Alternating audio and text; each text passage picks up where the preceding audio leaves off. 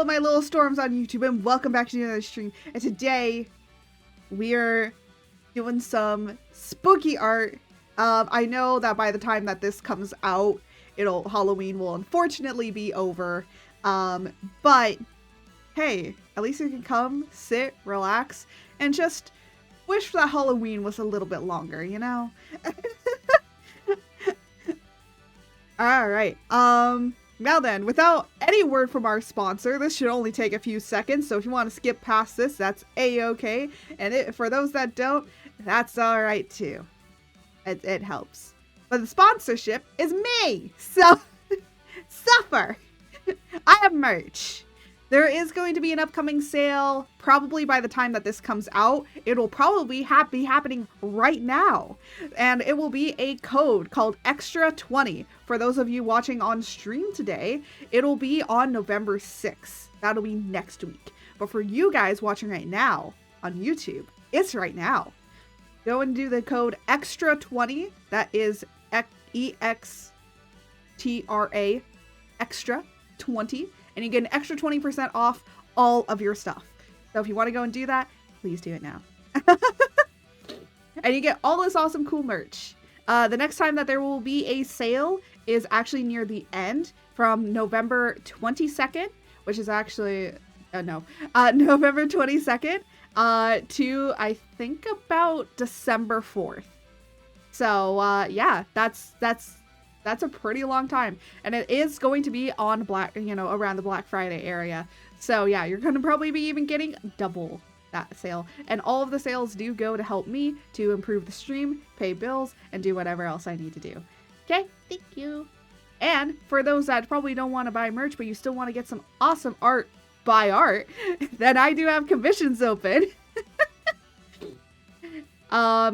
Unfortunately, right now on VGen, my chibi commissions are closed. However, you can still commission me on Artistry. The only reason that I have 2 commission sites is that some people really just like VGen and using it, and they have comfortability with it, so understandable. And for those that do know me, Artistry is the best place as well to just find all of my different commissions. And there's a wide variety of stuff on there. You can just go and check it out. I do a lot of illustration. I do have live 2D models as well, emotes, PNG tubers, and anything else in between. And you can even give me a special request where I will do a special thing just for you. So if you want to do a special request, it also can be a surprise me as well. So if you want like a surprise me illustration, that can also happen. If you do want a surprise me illustration, you can just tell me and I will do that kind of thing for you. All right. And I think that's it. Also, last little announcement, my birthday subathon is going to be happening on November 10th through the 12th. New models, new assets, 100% more bottom, definitely 100% more George, and 100% more daddy. Because I will be debuting my male model, but not only the male model, but a super secret chibi model that will also be there as well. So if you want to go and check that all out, it will be, again, November 10th through the 12th. It'll be several days of me and doing a bunch of different things. So if you want to come and check it out, you can. And again, it is my birthday stream. It is a subathon. We're going to be doing some fun stuff. There's a lot of different incentives, and that'll be all released, I think, on November 7th. You'll get to see all of that, of what is going to be happening. If not, I might make it November 6th and I'll post that out. So yeah, depends on what I do. But yeah, that's the end. That's the end of it. Okay, if you skipped this far, good job. Good job. Now we can get into the stream, right? That's what you all are here for. Ooh.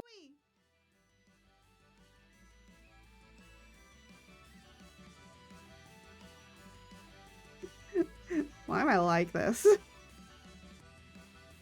What happened? Oh. I just need to check something. I was like, wait, what happened? Everything's fine. Everything's cool. We got it. We got it. Anyways, today we're going to be drawing me. And, for the first time donning the screen, Jose. For those that do not know, Jose and I are boyfriend and girlfriend. So, yeah. Though I will say I have missaid many a time that he's my husband. I think we've just gotten kind of that comfortable enough where I call him a husband. I literally was talking to one of my neighbors and I said like, "Oh yeah, my boyfriend," and then I misspoke and I said my husband, and we both laughed because and I'm like, well, we're that close with each other that we're just not very comfortable getting married yet until we're both financially off and then well off, and then we probably will get married. So marriage in future, just not right now. But as you can see, we are doing a very particular meme where it's my hot witch girlfriend and me doing whatever the hell she wants. Yep. Or my hot witch wife, so. And I was like, yeah, it's us for real. This is us.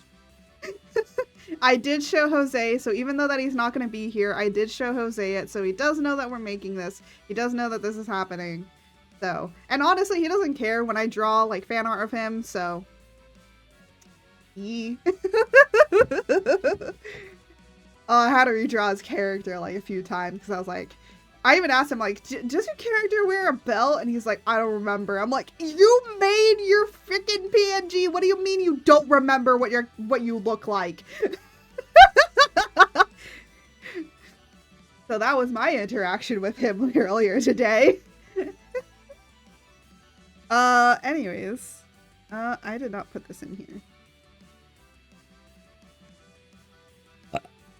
Excuse me. Oh, we do actually have a background as well. Background doesn't matter. But the background probably will matter when I'm starting to come to the shading part, probably. But anyways, without any further ado, let us kind of get into it. It was very hard for me to try and get the face angles on this, because for some reason, I was having a very hard time drawing eyes today. Oh, by the way, for any of those that are watching on YouTube, the next video will be on Wednesday, and I think you all might like that, because I know on YouTube how thirsty people are for Baldur's Gate 3. I know how thirsty Twitch is for Baldur's Gate 3. I will be making dolls or doll versions of them. I know that people have made dolls. I will be inspired, but I'm going to try and not copy you. If somebody does come in and say, "Hey, that's my design," I apologize in advance, because just maybe great minds think alike, okay? I'll say that much. I am inspired by one particular plushie artist, but I'm still gonna try and make the designs of my own. So, and I will be recording a time lapse of it, because I do kind of want to record a little bit of a time lapse with it, because I want to post it on other places, the recording of the time lapse on other places, and I think it would be fun. I was actually originally going to draw the Five Nights at Freddy's security breach as like dolls, but then I decided on this instead, because we're still in the spooky mood. And then immediately after, it's like, okay, it is November. We have to move on from this. And depending on if I get another art piece done tomorrow, well, that'll be like the first post of November. Oh. But we shall see. The true question of if I get it out in time or not.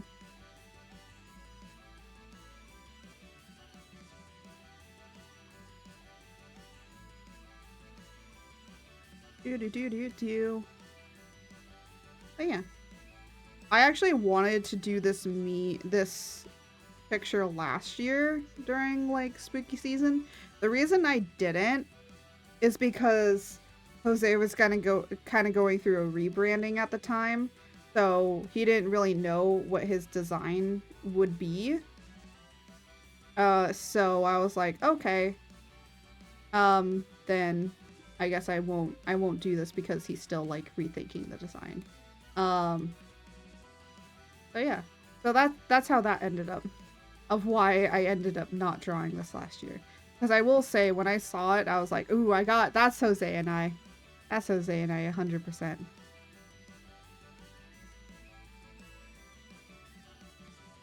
I wanna... Sometimes you gotta go in with smaller bricks.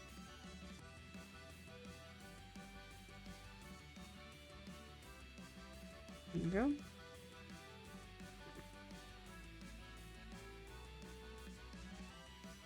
And then over here, doing all the thinking.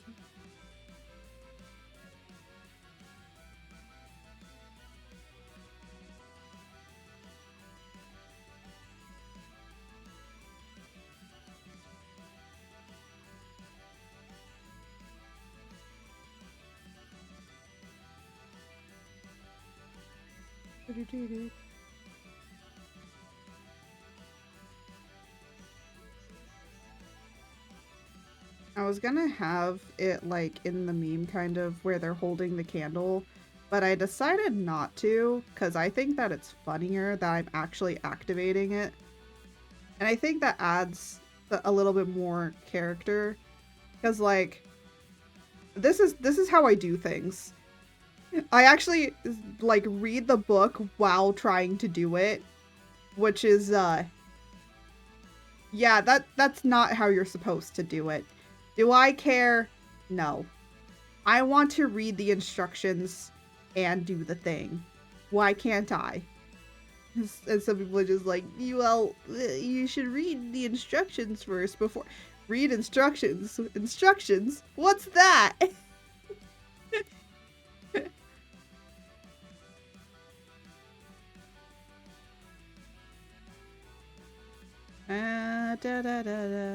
I was actually debating on adding like a few more extra things, but then I was like, ooh, if I start adding that, that is going to be spoilers for like my 2.0. And I'm like, ooh, not doing that.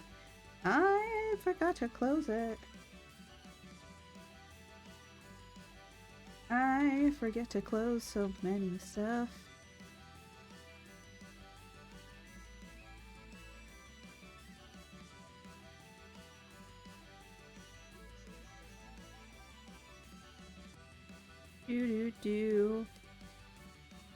Oh, my allergies are acting up so badly. I should probably have taken a Claritin before a stream, and I did not think about that. I don't think of a lot of things. Also, I think that Jose and I doing the Five Nights at Freddy's Halloween date is not gonna happen because he is still kind of sick, and as much as he is recovering now, like he could still technically have it. So because of that reasoning, I'm just like,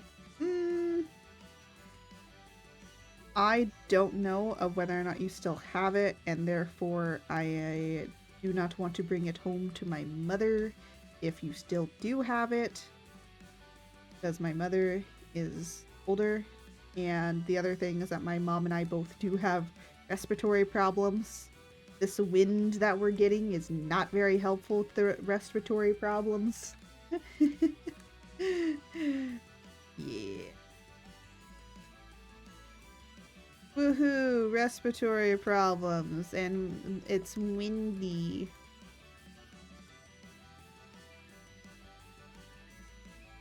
It's literally so windy that the entirety of the air is electricity. It has is electrified. And what I mean by that is like literally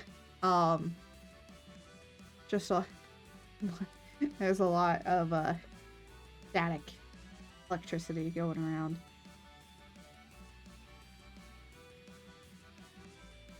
I am debating about of whether or not I want these tights to be somewhat see-through, so just in case, I'm literally putting in down. I think in so I did see what this meme is based off of. It's actually based off of the Chucky series, and I'm like, oh, that makes so much more sense. I'm like, where did this meme even come from? And then I saw that it came from that, and I was like, oh, okay. This now makes a lot more sense. Also, can someone, like, if anybody is a Chucky fan, can someone explain to me, either in the YouTube comments, or just, like, you know, right now, live, what is the movie Chucky? I've never understood the movie. I've never understood. Okay, let me put this. I've never watched Chucky. But I've never understood the concept of Chucky and how the fuck he kept coming back to life. Like, how? Like, I understand your spirit is very vengeful, but, like, how? And even with the Chucky series, and apparently he has kids, I'm like, bro, you're a fucking doll. How the fuck did you have children? I'm so confused right now. Did they kidnap kids and make them okay, like, I could understand if the kids were kidnapped, but, like, how? I'm just confused. I understand none of the Chucky series. Well, not the Chucky series, just Chucky in general. I don't understand the entirety of Chucky. I know Chucky is just a slasher film or whatever. But, like, at the same time, like, I kind of want to understand what the heck was, like, the concept and the idea of why. And I guess, like, you know, people do have, like, this fear of, like, child dolls. I think I've talked about this on stream once, but when I was really young, had a doll. I don't know if this company is still around anymore, but I'm gonna not say the company's name. Just because I don't know if they're still around anymore. But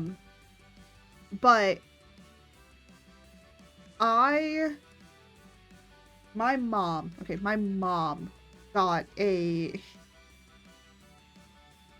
got me a doll from this particular company. And I was just like, I don't like it because this doll was supposed to look like me.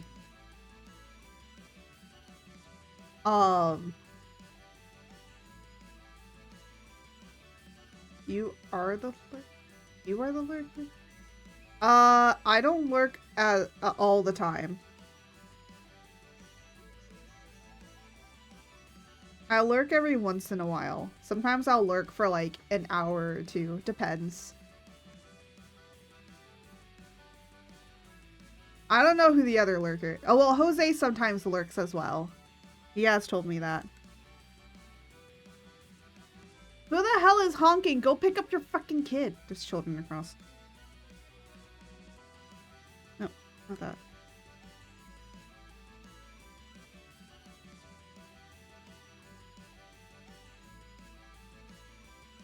Be a good parent and pick up your fucking kid. Anyways. How Uncanny Valley was the doll. Oh, how Uncanny Valley was the doll? Let's just say it had lashes and everything. And, like, the eyes looked, like, too realistic, you know? It wasn't, like, a bad-made doll. Like, it was a pretty good... Like, it was up there with, like... I don't know if anyone remembers American Girl dolls. It was, like, up there in, like, that quality. It was a really good quality doll. But the thing is I began to have, like, terrifying nightmares. By the way, when I got this doll, I was 5, okay? I was 5 years old, alright? And that's, like, the time when you think that children would really like dolls, you know? I did play with Barbie dolls and all of that, but, like, this was, like, first off, this doll was my height, okay? This doll was my height. It was made specifically to look exactly like me. Meaning, hair, eye color, like, everything. Skin tone, everything was supposed to... It was supposed to look like me. And then the thing is that it was also like supposed to you could also have matching clothings with it. You could have matching clothing. Let me say that again. Matching clothing. All right?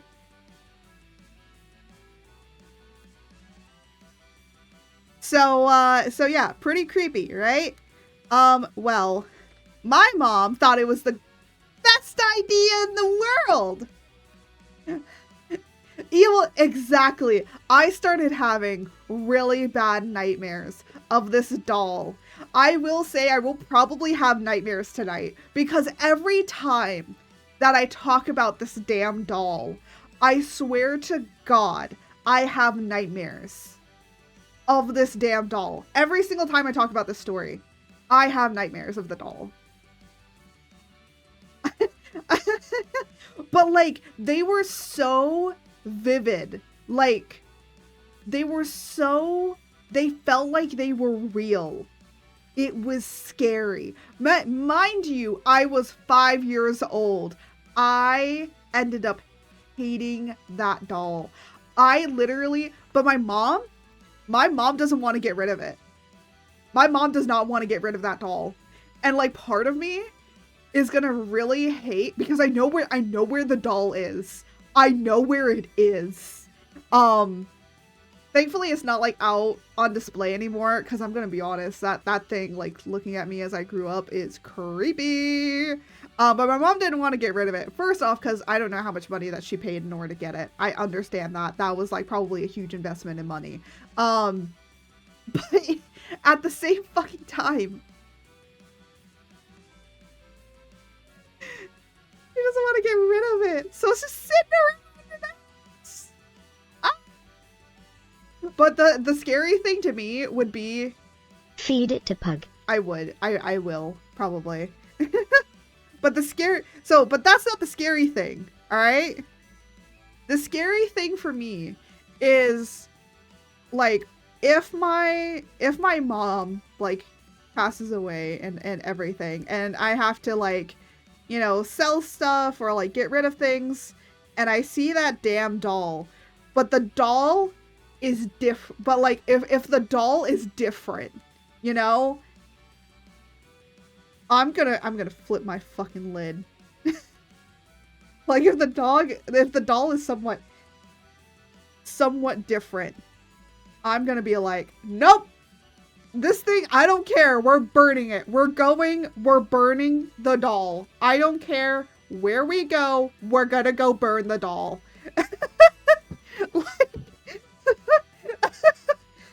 I'm just gonna be like, fuck this. We're going and burning the doll. Jose, you're coming with me. We're gonna go burn a doll. Which I don't think we legally can do, but we're getting rid of it. Degraded or aged with you. Exactly. Bro, if that thing is like degraded or if it's No, I don't think it's degraded because it's like in a nice secure area, like that's safe and stuff. So yeah. Probably not degraded, which he...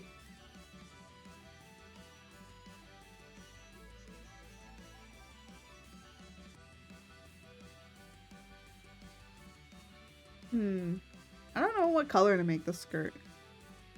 Maybe black. Maybe I make... Oop.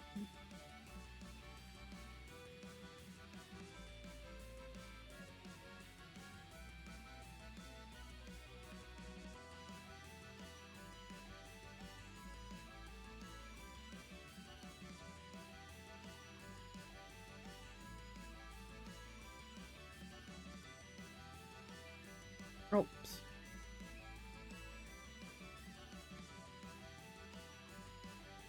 Yes, let's make everything black.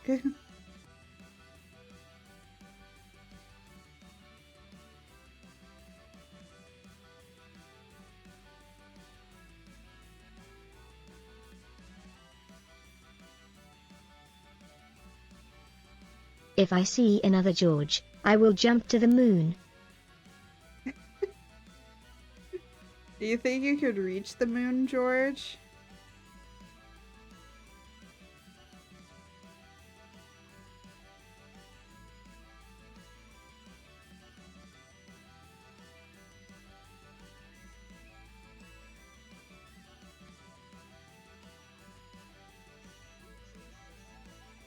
You know, I'm betting George could reach the moon.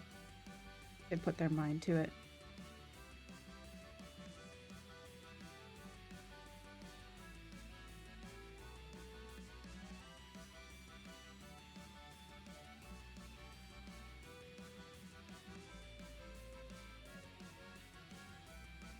Yeah.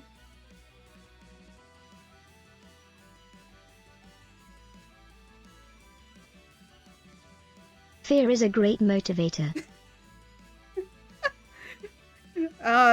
You are right, George. Fear can be a great motivator.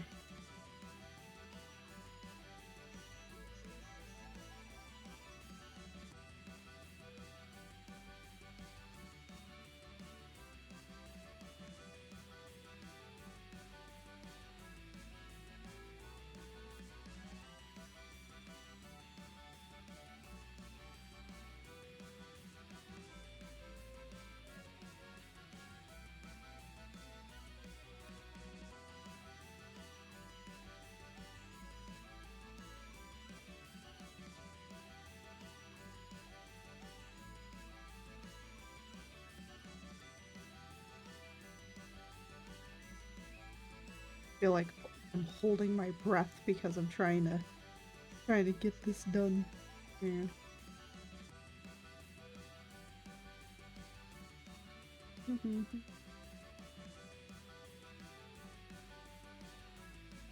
There we go. So it still like looks relatively like me in my design, but not too far away, you know? I'm not like too far off. No. Move above it. There you go.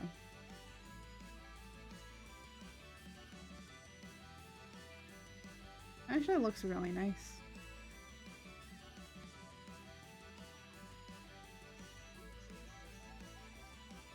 Did you?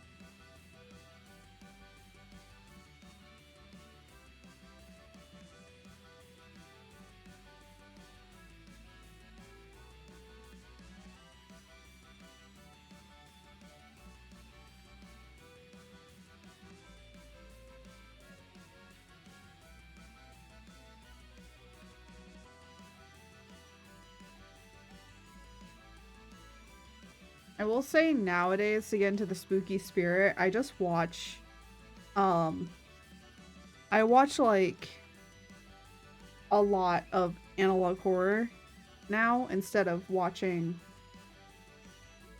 like other stuff.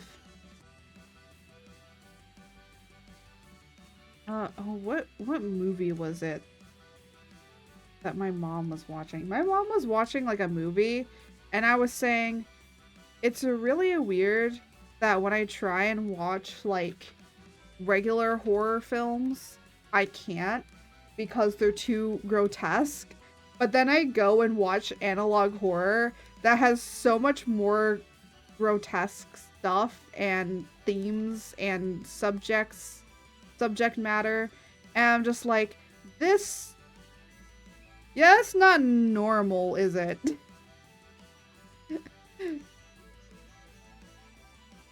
I don't know. I don't know what's wrong with me. I really don't. Yes. Adding a little bit of that pink flare back. Now, a lot of people don't realize that my main colors are blue, purple, and black. I guess blue, purple, black, and, or it's just not that fun. I think, yeah. Actually, you know what the funny thing is? A lot of people at the Five Nights at Freddy's, they were just like, horror must have gore in it. Gore does not need to be in horror. Horror does not need to have gore. You can have something that's a whole entire gore fest, but not be scary. Like what? I think there was like a series called like Hannibal Lecter, which was kind of had gore in it, but it wasn't gore, it was a mystery. You know, it's not horror, it's just a mystery novel, you know? Yeah, I agree with your statement. Thank you. Yeah. Horror does not need to have gore. I don't I actually did a entire little horror. Like, yeah, it has like a little bit, but gore can be a part of anything. I've seen gore in romance, okay? There's gore in romance stuff. So gore doesn't need to be in a particular genre for it to be meaningful. As long as you make that gore meaningful to the story and how it is. Like, Jujutsu Kaisen... Okay, now I'm going to anime here. Jujutsu Kaisen is a great example. Jujutsu Kaisen is not horror, but it has gore in it. But it's not horror. It's kind of more action-adventure. And then, another... Chainsaw Man technically is a little bit horror, but not really. And then you have, like, you know, Junji Ito out here, which, even though that gore is a part of it, I think it's more of the suspense and the kind of psychological effect that you slowly see eating away at the characters. And I think that's what makes it horror, is the breaking down of just all of these characters' mental psyche as they're going through all of the stuff that they're going through. The gore is just an added disgusting bonus. That's just a bonus, honestly. But yeah, a lot of people were complaining about the Five Nights at Freddy's. But I'm gonna be honest, I'm not even joking, I wrote a paper for university on Five Nights at Freddy's. And the paper was about, so it was talking about how contemporary media can be still within the Gothic, even if it's not outright Gothic. So a lot of people think that Gothic needs to have horror elements in it. And Gothic writing is not like, you know, Gothic cathedrals. Gothic is like more of, I'm trying to think of like a Gothic. Well, we read Frankenstein. Frankenstein wasn't really scary, but that's Gothic because of certain things. Queso mundo. Yeah.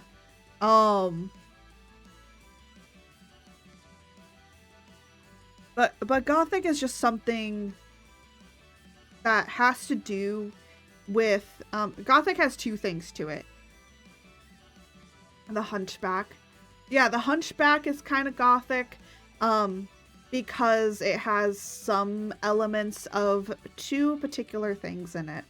So the main thing of what makes Gothic Gothic is, one, the idea of the sublime. Sublime was a term by Edwin Burke. By the way, for those that don't know, I took a Gothic literature course in university because I wanted to kind of further my expansion of what I know about different themes and novels and just different kinds of writings in general.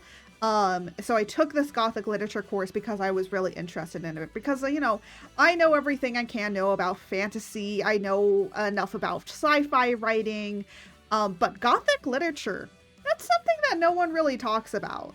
Gothic literature is the origin of fiction in itself. It's the origin of fiction writing. And it didn't really, like, it's not that fiction writing didn't exist prior to this.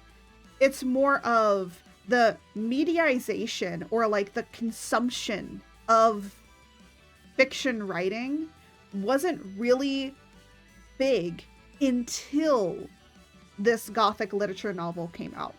So the defining, yeah, so it really defined not defining, because it didn't define fiction. You can't really define fiction, because fiction is anything outside of that of the normal realm of reality. But fiction is very much inspired by a lot of reality. And what started that was actually Gothic, the Gothic literature. So I gotta keep drawing while we're talking about Gothic literature. I'm gonna try. But Gothic literature, I like how I'm giving you guys a whole entire history lesson right here. Gothic literature didn't really start until 1775. The serialization of the actual novel didn't come out until 1776. You should know that number if you're in America. Yeah, it's right around then.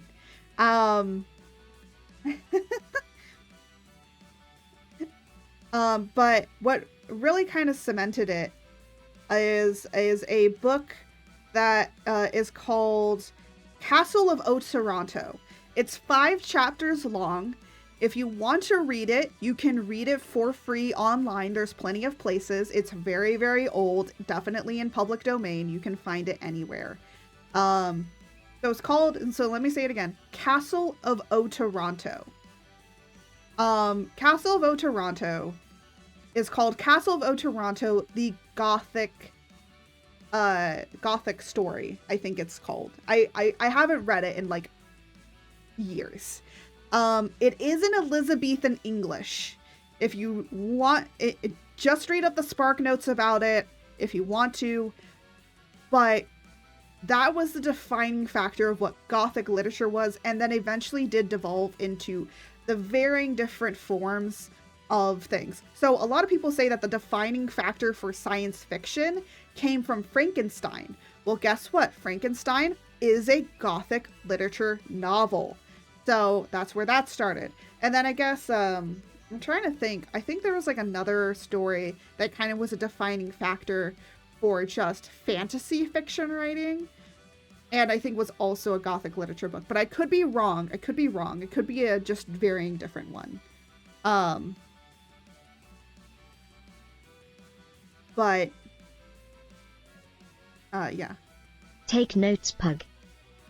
Yes, take notes. Everyone take notes. This is going to be on the major exam, okay? This will be on your final exam. I don't even remember if I had a final exam for this class. I don't think I did. I could be wrong. But anyways, so... The Godfrog has arrived. The Godfrog. Hello, where? We're talking about, we're just talking about Gothic literature right now, because I took a class on it. And I think for the ending of the spooky season, like, it's a very nice thing to kind of end the year off with. I will say I'm not an expert, I just took a literature class. Let me clarify that. God of frogs, rain, and dance. Yes. As in, like, Pope? Oh no, we're going further back than Poe. But yeah, Poe is Gothic fiction. Actually, Poe is particularly American Gothic fiction, which is different, because eventually Gothic did evolve. We'll be talking about that. So, origin of it. Castle of Otranto.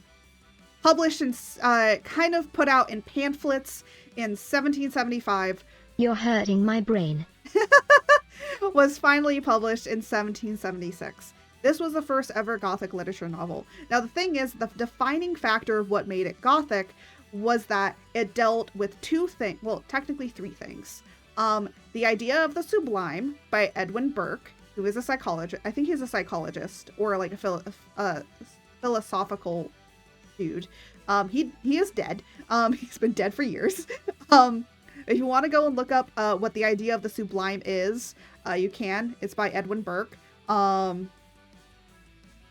Plenty of things. But the sublime is basically the idea of something unknowing.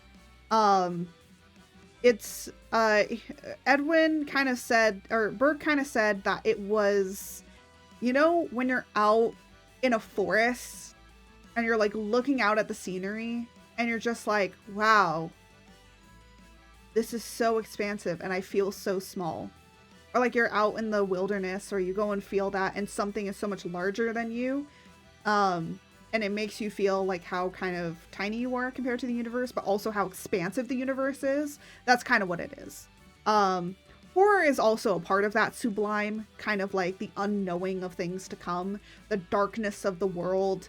Gets pretty dark, but it's more philosophical. I think it makes me feel small. Yeah, it is more philosophical than it is anything. Next is uncanniness. Uncanniness has to do with the uncanny valley. So if you know what the uncanny valley is, you're already right there. So yeah, that's another thing of Gothic literature. And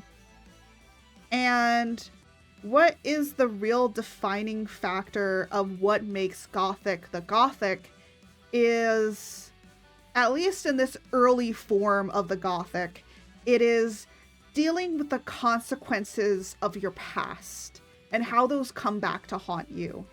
So the entirety of Castle of Otranto, we were hitting the uncanny subject earlier. That's why I'm like bringing it up a little bit. So the Castle of Otranto literally deals with the past of a family and how their actions is going to hurt them now in this time. And like a lot of people basically die, okay? There's also some quote, weird incestual shit, so be warned if you do go and read it. It does deal with a lot of things. It's a very old book. Very, very old. So just be weary of that. It's a little disgusting. But it's meant to be that on purpose. And it's just like, kind of like this family has done terrible things in the past, and now those things are coming back to haunt them in the form of actual spirits that kind of, quote, walk the halls. Now, I won't read it, but at least I'm not in Twitter mod. Yeah. But yeah, so that's kind of like the situation. It's very interesting. It's kind of also very sad because a lot of people that are innocent. What's wrong with Twitter? Twitter's Twitter. There's nothing more to say. But I'm trying to like think. Here, I might actually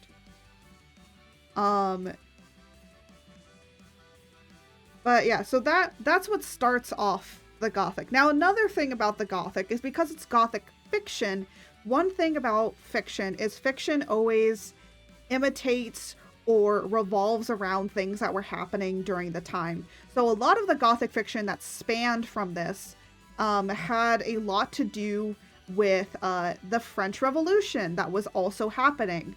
So a lot of it kind of pulled things from there as well, with the dark underbelly of what was going on. And it's interesting. It's very interesting. If you want to, there's plenty of articles out there that I think are free that you can get. Make sure that they're academic papers if you're going to be researching this properly. And there's just a bunch of things out there you can find for the Gothic.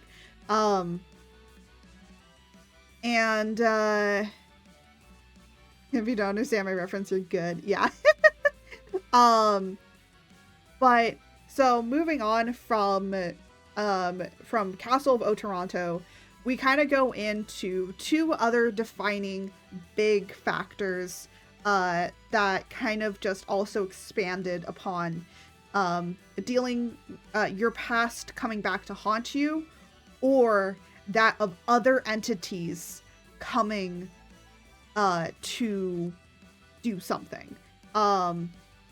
So one particular one is The Monk, written by I think Lewis something. I know that his first name is Lewis. I forget the last name of the author. Unless that's his last name, I forget. But The Monk in particular is about guess what? A monk. That is basically tempted by devilish forces to sleep with his sister. I'm not even joking. That's the entire plot. That is the entire plot of the entire thing. It is a long ass book too.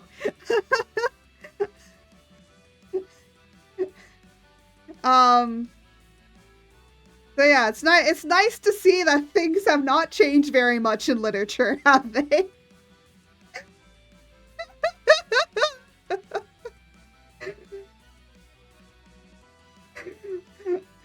Well, that's the entire plot. But again, it's like, now we're getting we're still getting otherworldly beings. Cue the spit take. I know, right? Oh my gosh. Oh, there's ants. I'll wait for the ads to be over before I continue on with this spiel. Man, I could man, this is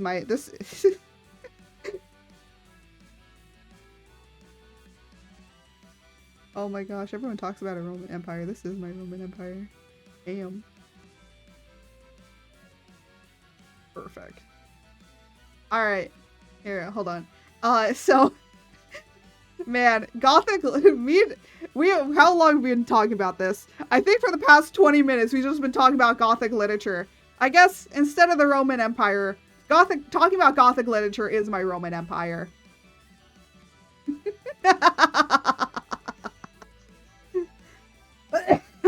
Oh, I'm actually starting here. Let me grab some water before we continue on. Perfect.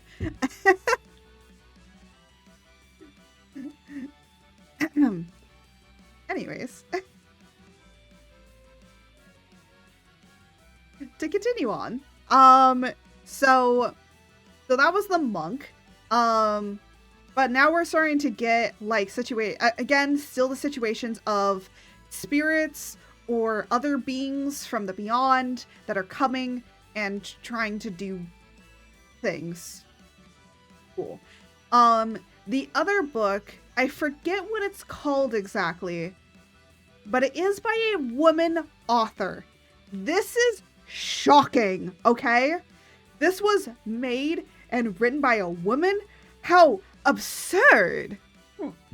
She was one of the first early women authors that literally also, again, defined a genre. But I guess she was the one that, because of her particular writing, I think that was the book that kind of spanned into kind of how eventually Jane Austen, I think, was inspired. If you don't know who Jane Austen is the writer behind Pride and Prejudice. So, cause like kind of how the story is that even though it is Gothic literature, because they're going into this big, open, like unknowing kind of, cause like the whole entire story is about this girl. Her mother has passed away. Her father is very ill and sickly. They're now moving across the country to their other villa so that she can be taken care of by her uncle. Well, her uncle kind of wants to also, you know, get in on the child. To get the main character is not a child, but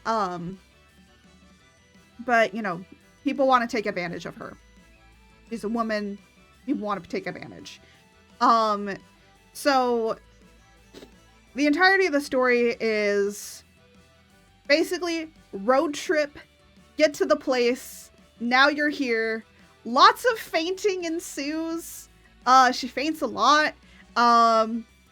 But lots of men try and take advantage of her, and of course are also kind of trying to trick her into some sort of madness. so that then she can be taken advantage of more. So yeah. It's great. Great. But yeah. But as you noticed, there's not really much gore in most of that. There's a lot of like dark things that happen, but that doesn't mean that it's really like bad or anything, or like really gothic. And of course, like, the gothic literature did evolve and grow, and sometimes people would incorporate, like, they would say, oh, this is a horror thing, but in reality it's not horror, it's more of gothic literature, because even though that horror might be there, it's not exactly horror. Like, for example, Edgar Allan Poe, like, you know, famous American gothic poet, right? I take gore over psychological. True. Sometimes people, like, gore works better for them. Sometimes psychological works better. But when talking about, like, Edgar Allan Poe, because eventually the writing did get up to there, we're kind of skipping forward a lot, but another kind of, so there was, like, the old Gothic literature, and then eventually it got to Victorian Gothic. Victorian Gothic encompasses the books like Dracula, Frankenstein, the Wolfman, like those kinds of stories. Also Charles Dickens, because actually, funny thing, The Christmas Carol is actually classified in writing historians' books as Gothic literature, not as like Christmas or anything. It's actually under Gothic. The reason being is because of the spirits. Because they aren't coming to do harm, but they're coming to do something to change that person's life. So, yeah. But also it was a little bit of a perspective of how the rich are very rich and the poor are very poor, and to kind of, like, you know, balance that out. And so it was a commentary as well. And because of that, it does label it under that of Gothic literature, than that of others. Technically, some of his works can be classified under it, but I mean, this was the first time that he ever did something with ghosts and, like, real ghosts and spirits in it, I think, or at least one of the big ones that he did do that were very popular. So yeah, fun facts. But from a lot of Gothic literature that was happening, a lot of things did span from it, which was, you know, with that of Dracula. I think there were some other books that were kind of published in a very similar way, of them looking like writings, like, you know, like as if someone's writing letters back and forth to people. So there is that. So there are some fun, interesting, and complex things that were happening with that particular area. But yeah. But the most notable is Frankenstein, because Frankenstein, as much as it does have, like, some gore in it that does happen in the actual book, because if you actually read it, there is some gore. There is some. It's very minimal, but it's there. But it's not scary either. It's not like a scary book where you're always, like, hooked onto what happens next, because, like, you're like, all this happens, therefore what happens next? What's next? What is next for this thing? It's not and then this happened and then this happened. It was like, because this happened, therefore this is going to happen. It's also very sad. It's very tragic. It's a very tragic story. There isn't a happy ending. There are no such things as happy endings in a lot of Gothic literature. That's why Charles Dickens was very much an outlier, because it actually did have a happy ending. But most Gothic literature does not have happy endings. Most of them are very tragic. They're very saddening. Technically, some of William Shakespeare can be classified into that of Gothic literature as well. Most of his plays are very saddening, but also deal a lot with spirits and gods and all that sort of stuff. So it can be also labeled as that as well.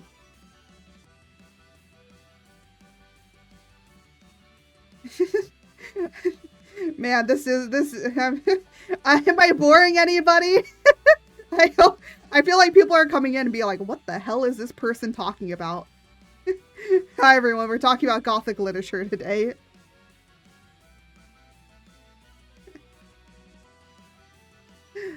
Nope. Good, I'm glad I'm not boring you yet.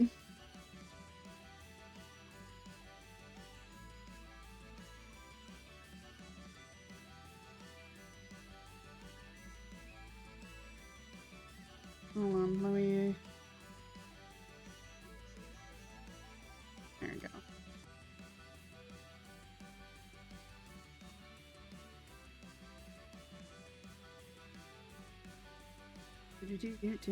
I'm just trying to do the eyes. I need to focus a little bit. But with that of Frankenstein in particular, Frankenstein did set down the way of the idea of... So one thing that Frankenstein brought to the table was this idea of humans thinking they're almost like gods when they're not. We're not God. I might be a god, but mortals are not gods, you know? And it brought that idea of mortality and immortality. It's a very, very philosophical piece. It isn't just about... Maybe I could make my own Frankenstein monster. But George, don't you already have your own Frankenstein's monsters and they're just dinosaurs? Care to donate some blood? No. I'm still not donating blood to this cause, George.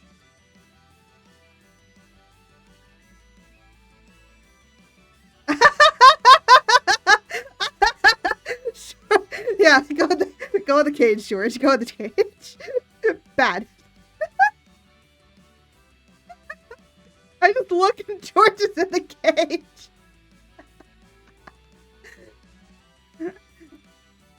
But anyways, so by the way, Frankenstein was also written by, shocker, a woman. A lot of people don't realize that, but Mary Shelley is her name, by the way. I think she's, you know, long gone. But yeah, so Mary Shelley. I kind of want, I think Frankenstein was one of her only books that she ever wrote, but I have to check because I think that she did write something else, but I'll have to see. But yeah, but again, her work, brilliant, great, loved it. But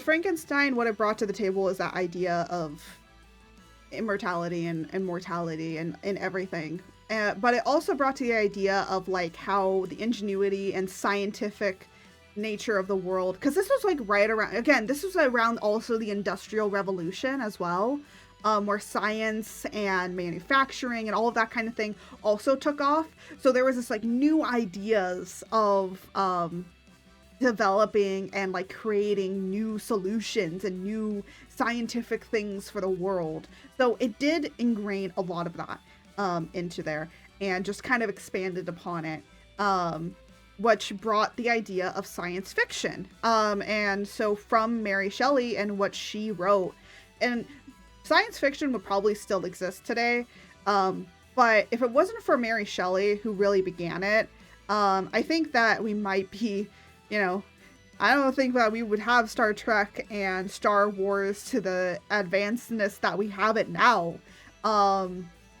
So kudos to Mary Shelley, or yeah, Mary Shelley, or else we wouldn't have Star Wars and Star Trek, actually. Or we would, but everything would be much later, because there would be another person, but it would, again, be much later that those ideas would be happening. And who knows, you know?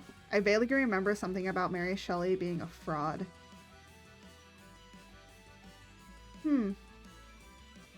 Yeah, I mean, most of these writers, I don't know.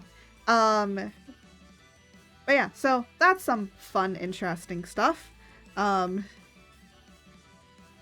then we get to, I didn't learn a whole lot about, and we kind of eventually then jumped immediately to American Gothic, which is different. So, R.L. Stine was fraud, so...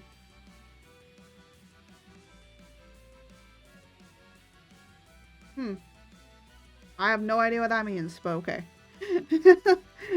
Sometimes I don't understand things.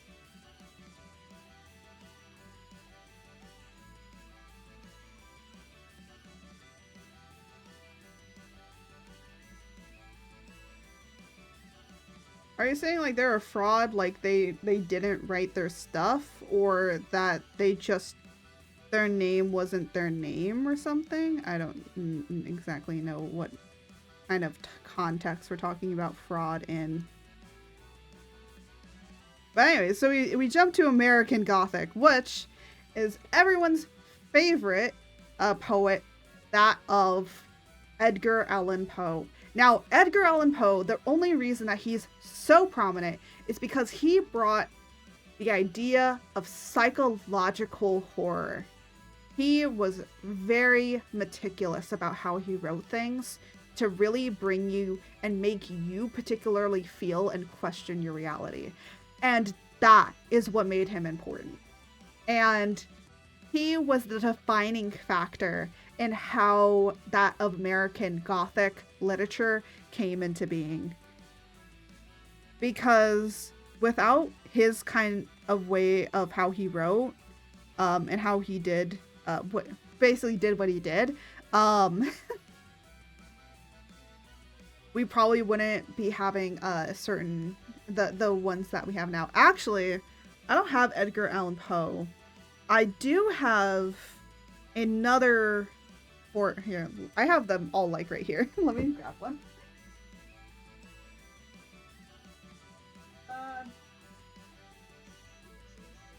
That is. There we go. I know you can't see it. It was Stephen King. Oh. You know what? That makes sense. No, but Mary Shelley was a real person. She was a real woman, and yes, she did write Frankenstein. A lot of people like to discount that she made it because they're like, oh, only a man could write this stuff, and it's like, no, she did write it. She did. So I think that's what that comes from, is a lot of people like to discount that Mary Shelley was not the writer of Frankenstein. She was the writer of Frankenstein. A lot of people like to discount her. Because they just think, how could a woman think of such inappropriate things? Because remember, it was Victorian England. How could a woman think of such what was being written? Like, how could a woman think that way? That's why. You can't see it, but I have right now in my hands The Haunting of Hill House. I did read this. Another great book if you want to, because there's still time to kind of read this stuff. So if you want to pick up kind of psychological horror, The Haunting of Hill House is really great. It's not... Now, this is more psychological horror. If you don't like to deal with that, I will say please stay away from it. It is does make you question a lot of what is happening. And yeah, I would say don't read it if you can't mentally handle it. Just don't. I can't deal with psychological horrors. I was still able to read it just fine. It was more of, I was trying to also analyze it, so I was looking at it more from an analyzation point of perspective than a reading, kind of relaxing reading. I do want to read it again, though. But another one, this is also psychological horror.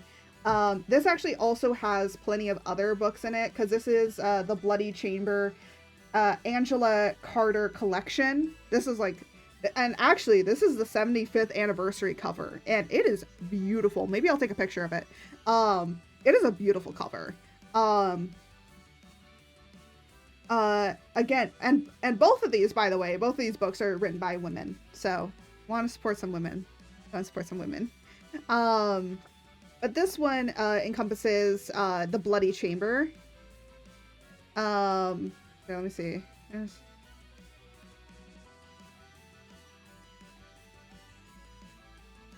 Yeah, it actually says at the beginning here, uh, Angela Carter was a storytelling sorceress, the literary godmother of such contemporary masters of the supernatural fiction as Neil Gaiman, David Mitchell, Audrey Neffrener. I'm not going to pronounce that name. I don't. We will never speak of that woman ever again. If you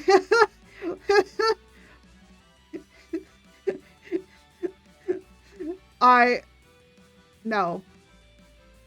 This came out, by the way, before the entire thing of J.K. Rowling being who she is. Let's just say that her name is in this book. And Kelly Link. Kelly Link is actually the person that writes the introduction to this.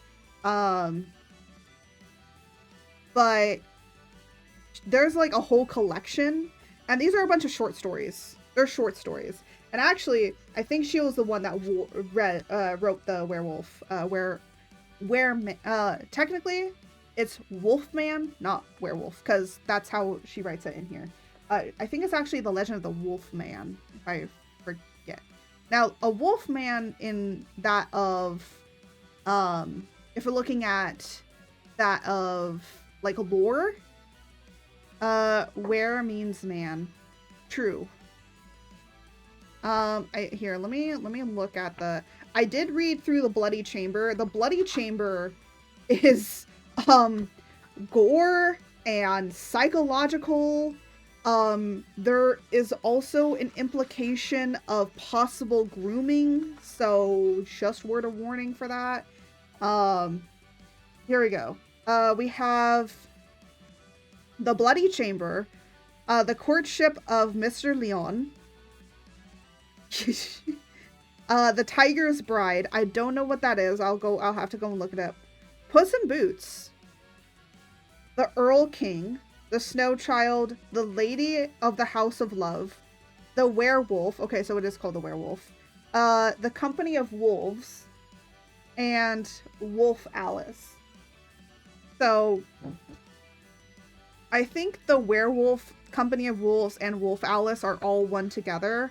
I also think that the Bloody Chamber and the Courtship of Mr. Leon are also together. I think Courtship of Mr. Leon is the prequel to the Bloody Chamber, but I think you don't really understand the Bloody Chamber, like the before it, unless you read the Bloody Chamber.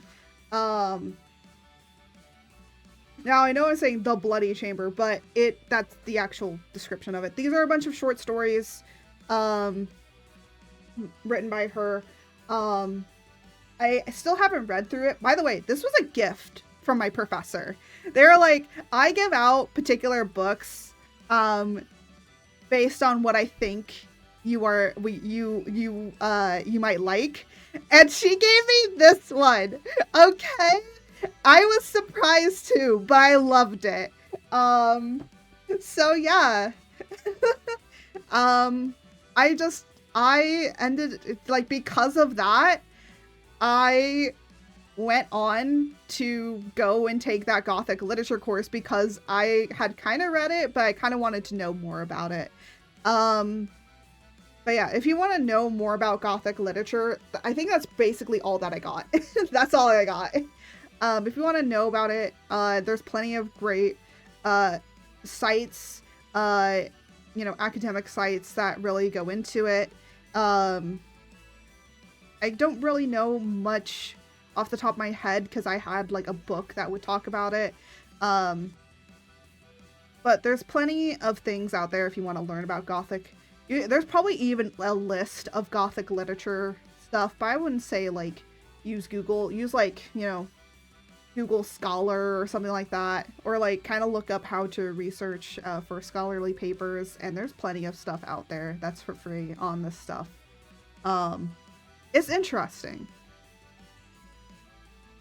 And I think for Spooky Month, like, if you want to get into Gothic literature, I would say if you like psychological horror, definitely pick up The Bloody Chamber. It's really good. It does have gore in it. Again, things of grooming, okay? Because the main and the main antagonist is 17. Now this is in a different country. So apparently this is supposed to take place somewhere in Europe. So I don't know how the laws are, but anyways, and I think the man is supposed to be in his like 40s. So yeah. Short version, apparently her husband might have been the concierge. Actually think of Frankenstein's story. No confirmation.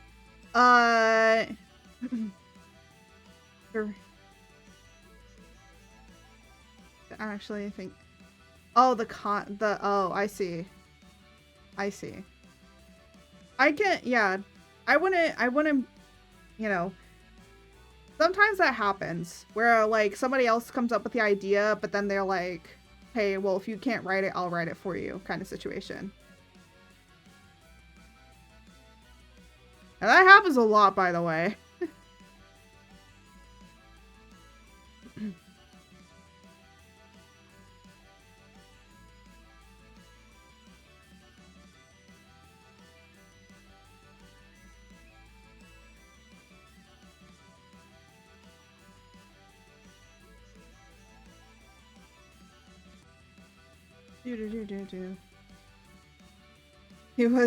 He was dead, so big meh. Big, wow.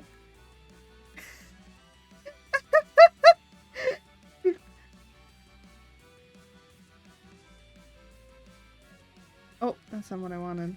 There you go.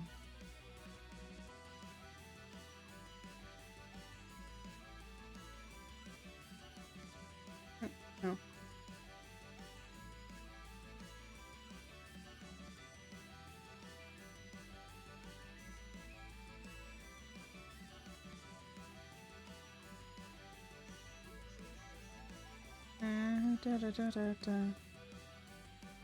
But yeah, I hope I did not bore all of you, because that is the end of me talking about this. I don't think that'll... Let's see. Okay, so the overlay does work. Okay, good. Trying to make sure that it worked. And then... Doop.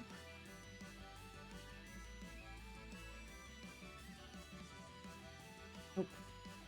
Thought-provoking. Thank you, thank you. But, you know, I gotta keep you guys somewhat entertained while I work on stuff, so...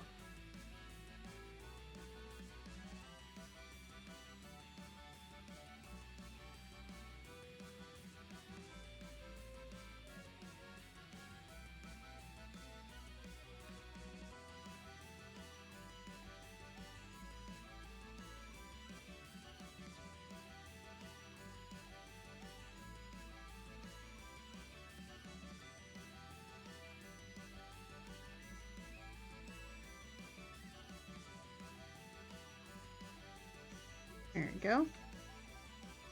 I like how I've only finished me, mainly. I haven't even worked on Jose. Damn! Actually, I forgot what... I think his pants are the same...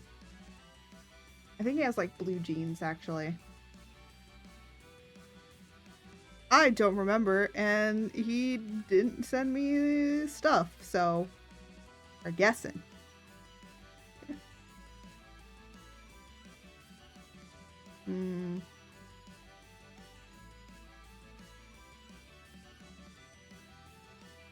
Gotta make the book.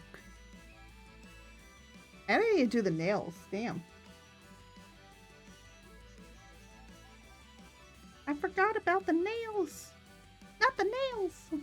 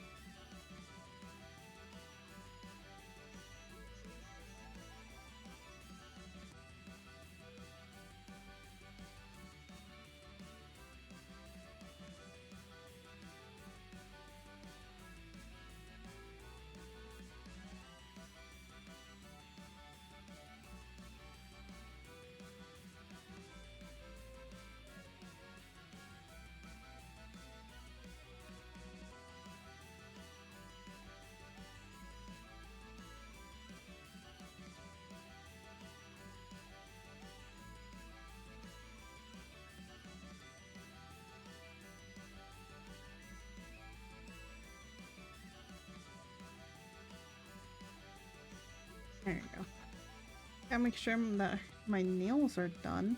Yeah. And now time to do the book.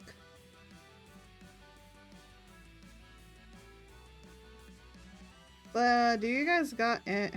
Okay, so you know what the funny thing is that I was talking about all of this because the thing I wanted to get to was I wrote for this particular Gothic literature class, I wrote an entire thing talking about how the FNAF, how FNAF was Gothic literature. Not even fucking joking here.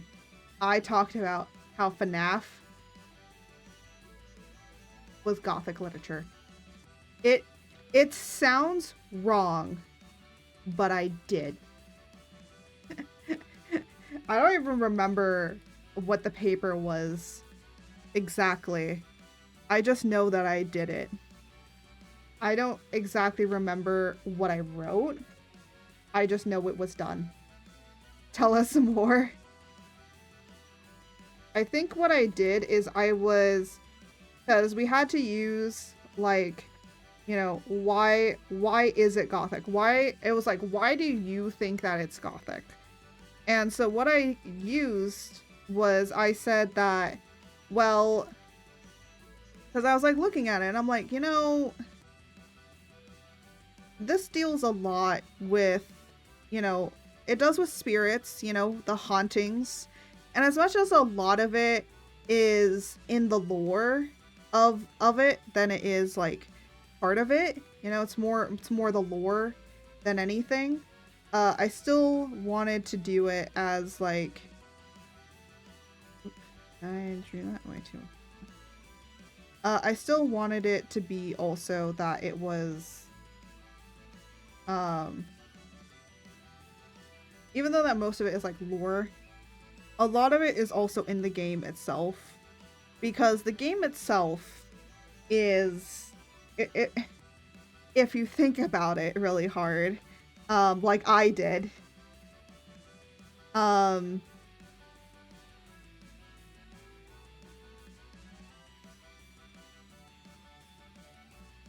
game in itself is technically a commentary on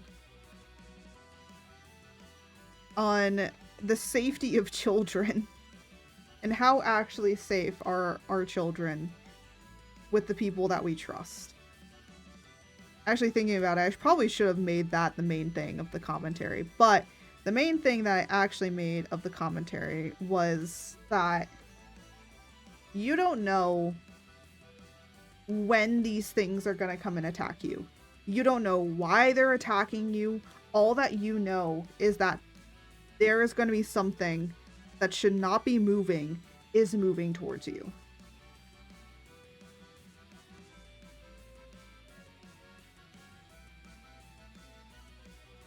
You don't know why, you don't know how, you were just stuck in a room trying to figure that out while also trying to keep them at bay.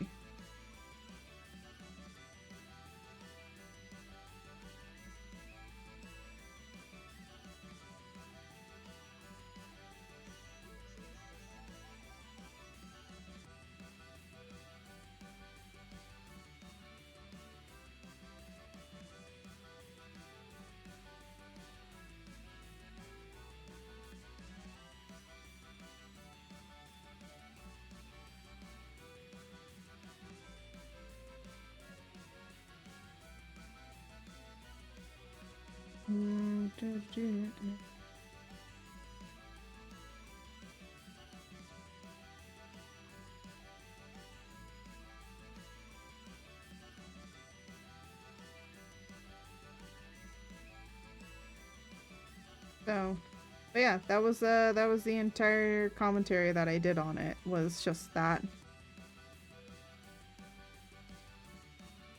It was just, you never knew when they were gonna come. You never knew if they were gonna come through the door or not. And if they did, well, that's gonna be the end of your life.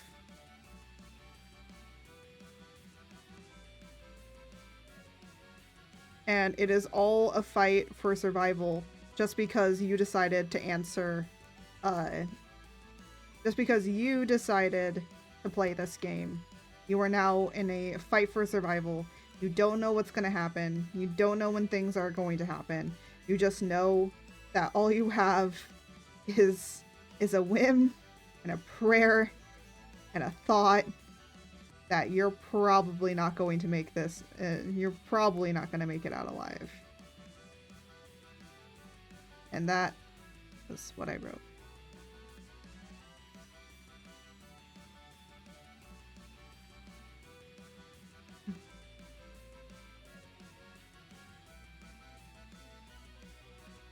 And look, with that, I'm done.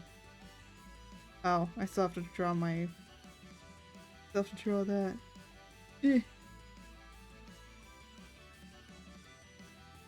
Technically I could go over it like this, but I don't think that I think I'll also use pink for this.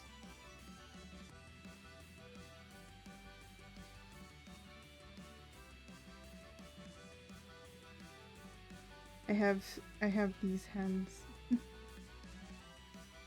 Yeah. It was interesting. I don't remember exactly what I wrote. I might have to look it up. I have to look through my files to see where it is. I do know I still have it somewhere. It was really good. I feel like that should be like published in like a FNAF literary thing. Bro, I swear to God, if it would be really funny if I somehow get that published and then all of a sudden Scott Cawthon is knocking on my door. It's just like, hello, dude. What's up?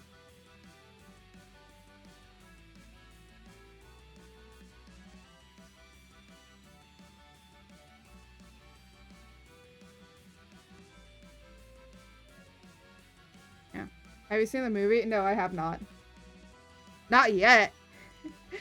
Let's put that in mind. Not yet.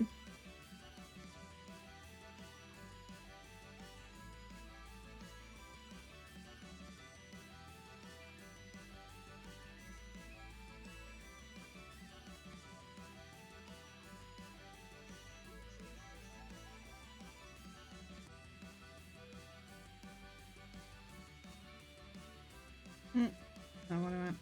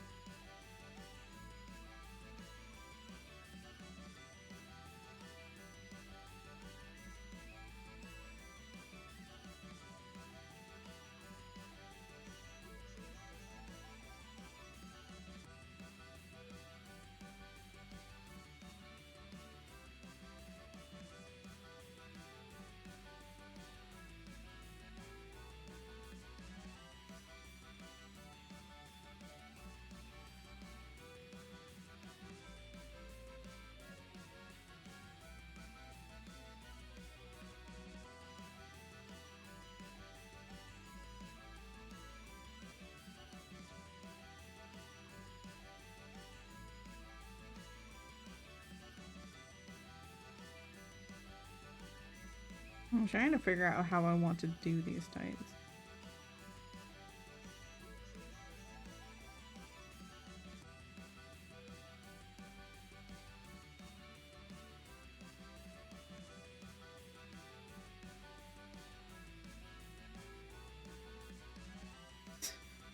That is my dog. Barking in the background.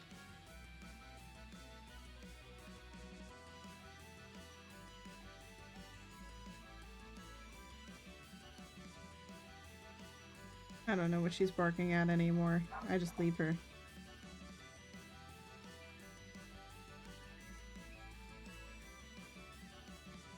Can you guys actually hear my dog? I didn't want to know that.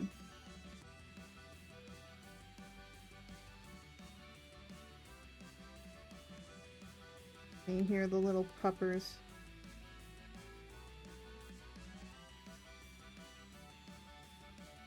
A little? Okay.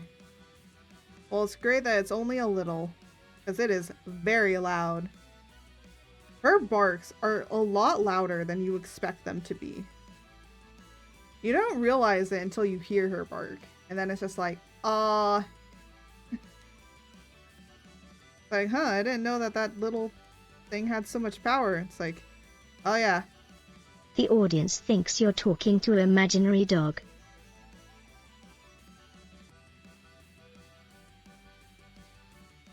I'm not talking to an imaginary dog. Real dog.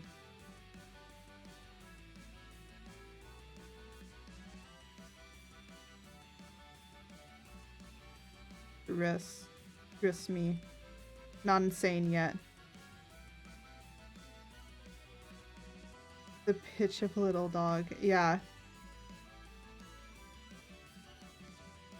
Little dogs have just the highest pitch ever.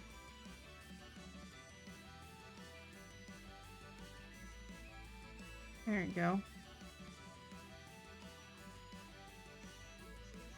I just want to do some horn. And then I kind of want to go in here and use a particular brush to kind of make it look like it's still kind of together in a way. Like it's been patched up, but it's not like really patched up. Ah, here we go.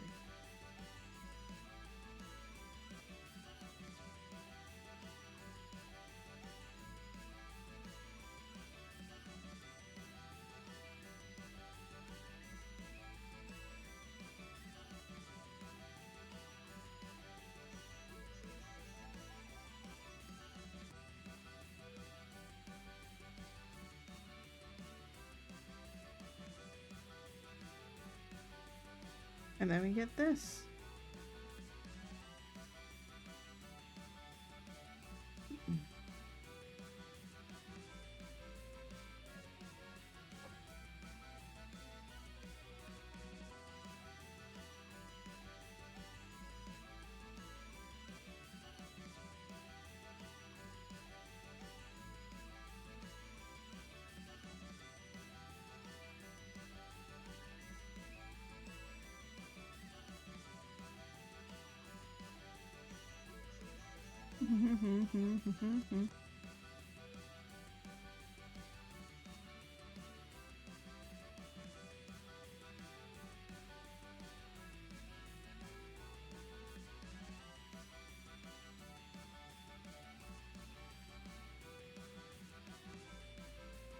Alright. This actually looks really good as just like a base silhouette. I took the face off. This looks great. Oh, hello, puppers. Hi, pup. That's something. Guys, I gotta go. Not insane. I will have to try harder. I was gonna say, I gotta go to the bathroom.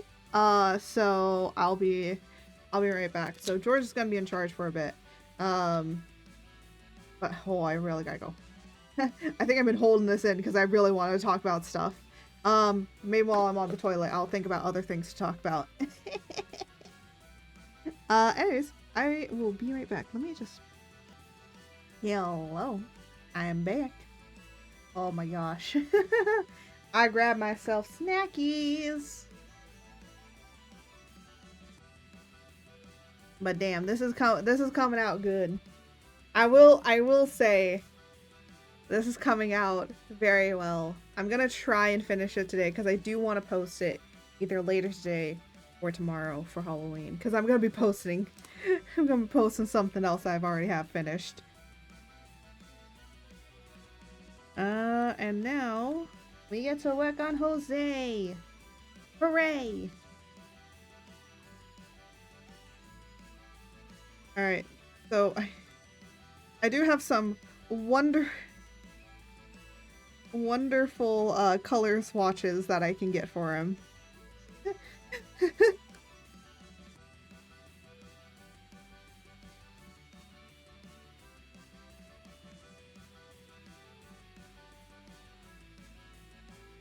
And he doesn't have as many colors, so this will be great.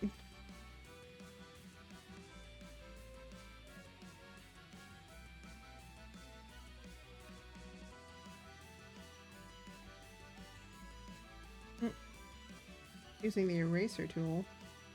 Fully not using the eraser tool to draw right now.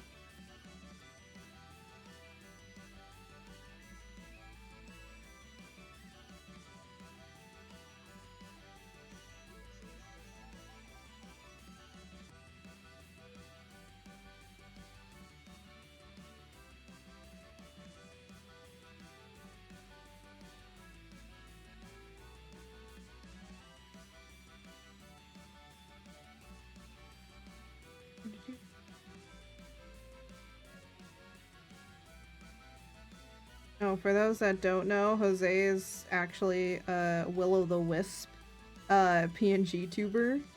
And so technically anything I subject him to will not affect him because he's already a spirit, so it doesn't really matter.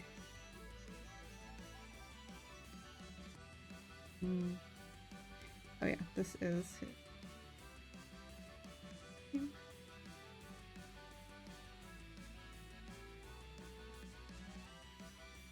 There you go.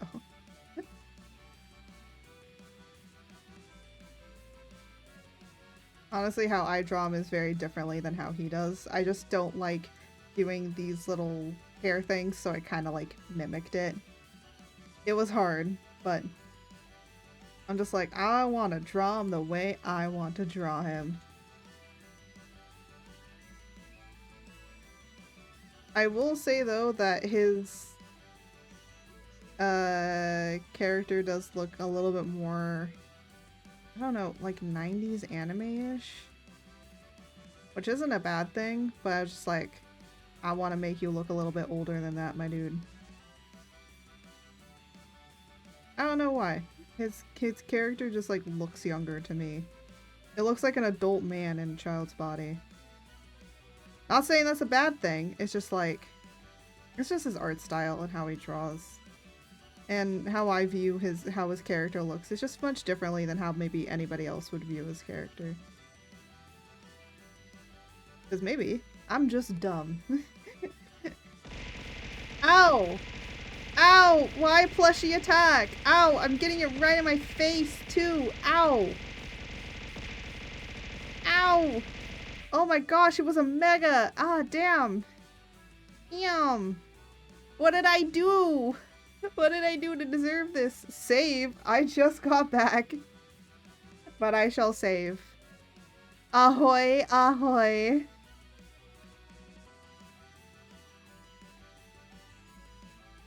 We're subjecting Jose to, things.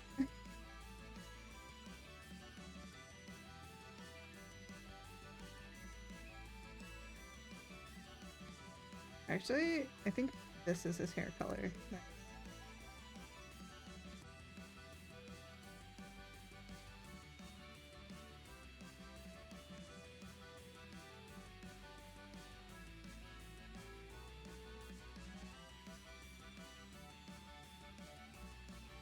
Okay, I forgot that this one doesn't work for this hair.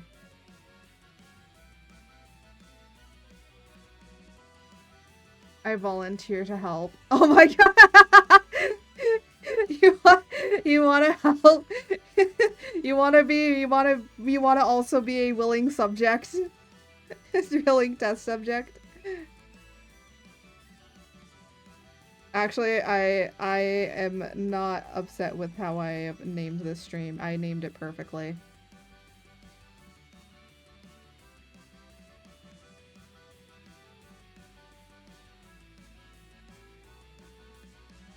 Sure, sounds fun. Yeah, just know that Jose gets the most bad most of the bad stuff, and the reason being is because he is a ghost. I just realized I accidentally kind of did his hair like Danny Phantom.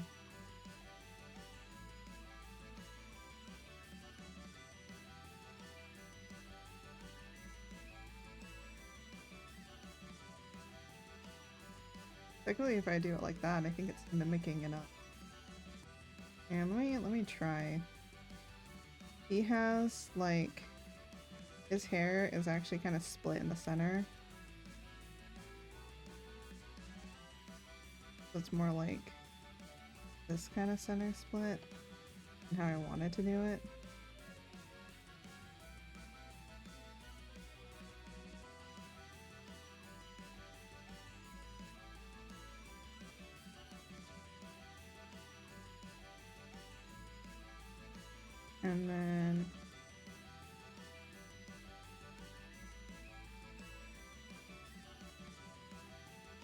And then he kind of has a leap.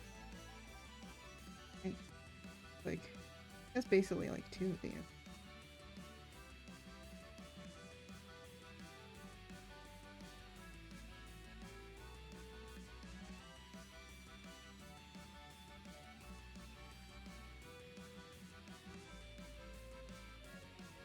I think mine's still better.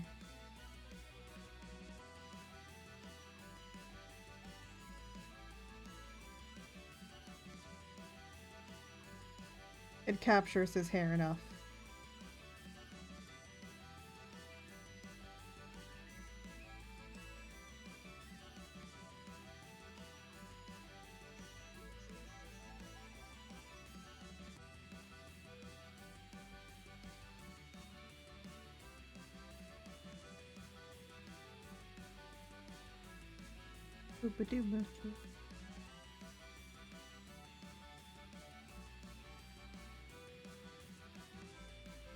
Father has fallen.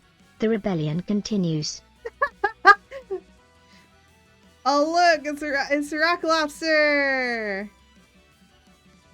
Everyone say hi to my favorite Rock Lobster VTuber. Oh wait, no, actually, hold on. Glacy. Oh my gosh, a little crab! Oh yeah! Oh, I saw that! Oh, it's so cute! It's such a cute little crab. Yeah, let me see. Okay, so yeah, this is...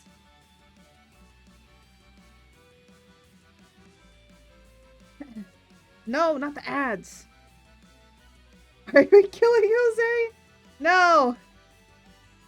We're not killing him yet. Oh. Can I eat, Father?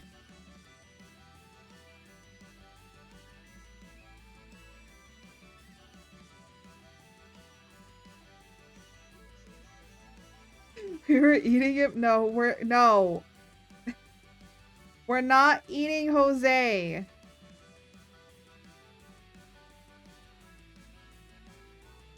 He's not getting eaten.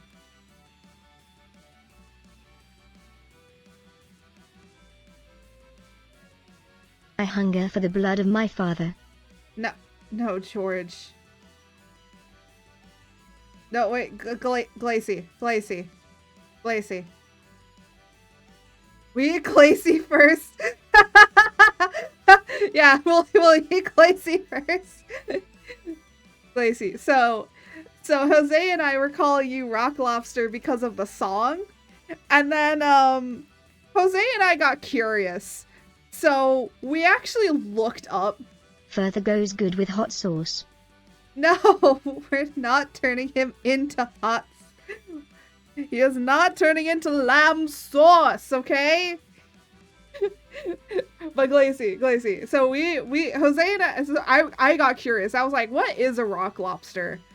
Apparently, a rock lobster is a lobster, but it has very small claws and no meat anywhere else except the tail. Like, that's the only thing that's marketable about it. And so I said, well, I guess if I call him Rock Lobster, I'm either saying... I have the garlic butter for Glacy. I'm either saying, Glacy, that you have really, really tiny claws, but at least you have a big dumpy.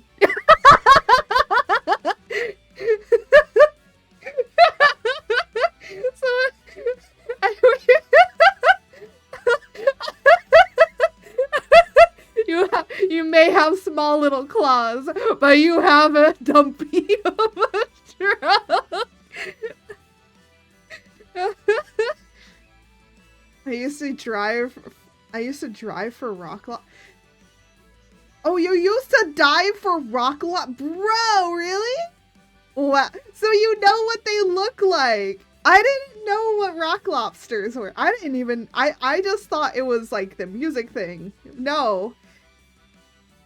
Do they have any claws on their heads? No. They taste really good. I did hear that they do taste pretty similarly to like regular Maine lobsters, but like they're the most readily available. But I did hear that they taste very good. But it's really funny because we were looking it up and we were just like, oh, well, I guess. Can you slap Jose for me? He called me a simp.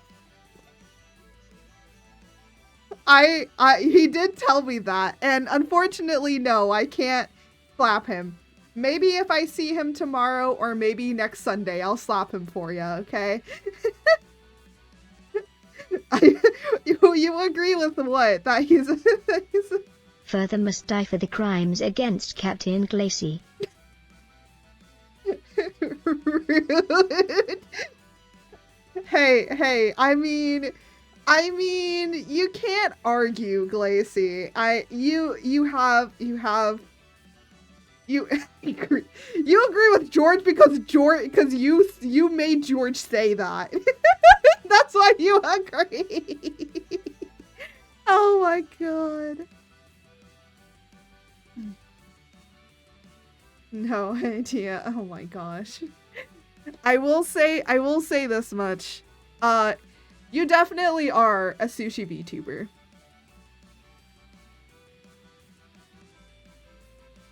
You aren't even in the top. I am my own independent person. I'm my own independent. Yes, you are, George. Damn.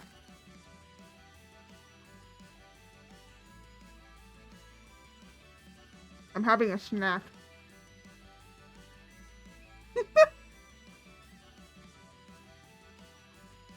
Lacey, don't worry. You're in my top. You're in my top 10. Which I will express by cooking Glacy. Share. I'm not sharing my snackies with you, George.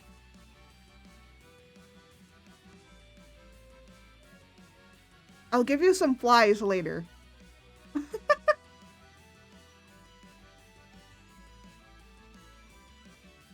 Crab, please. Crab, scare, crab, frighten, crab,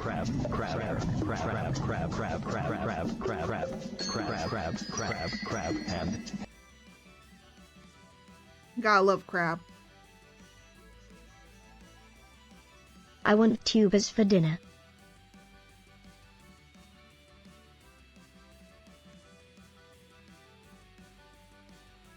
Damn, why are we out here trying to eat the entirety of like a VTuber society? You know what? You know what? Starting with my father.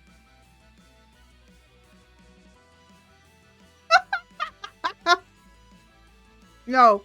You know what I was gonna say? Instead of doing VTuber Smasher Pass, VTuber Eat. I will spare mother, cause I need her credit card. Oh, I think I still read that correctly. Eat or yeet? Oh my god. Yes, Glacy! Eat or yeet! Hold on.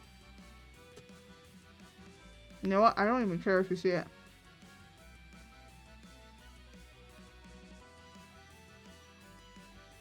Almost got rid. Wow! Jose out here literally almost fucking dying. Jose, you're supposed to die in the circle, not by a car. You're dead. Technically, you're already dead. My plan fails. Oh, it's okay.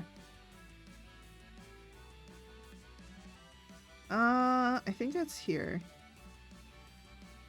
Yeah, it is.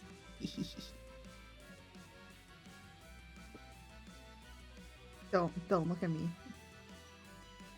You see nothing on the screen. You see nothing.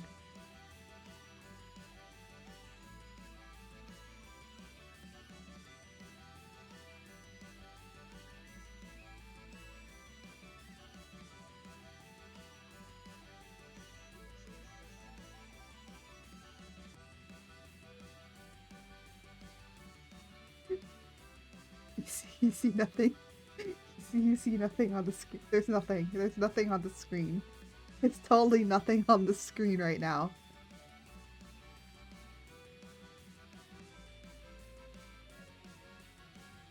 What?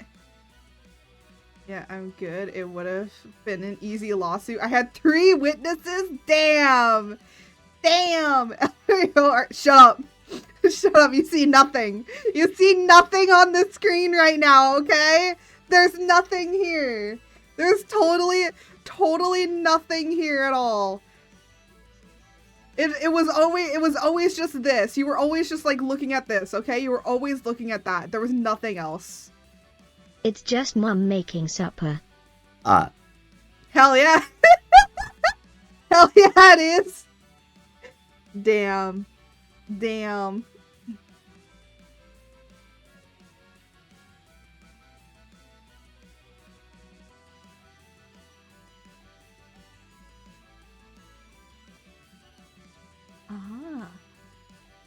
I gotta go have fun.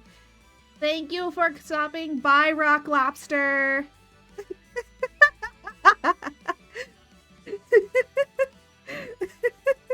I'm gonna eat redacted. Excuse me? George? What? No, you don't leave like that. No. I think they're gone. Well, I guess we will never know what George ate.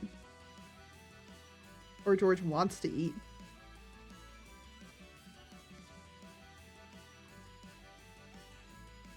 I don't know why I was under this impression, Jose, but I thought that your hoodie was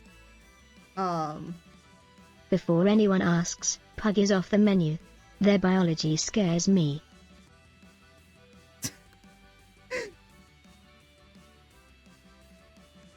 Me. Oh my gosh. Probably. Honestly, George probably is gonna try and eat you.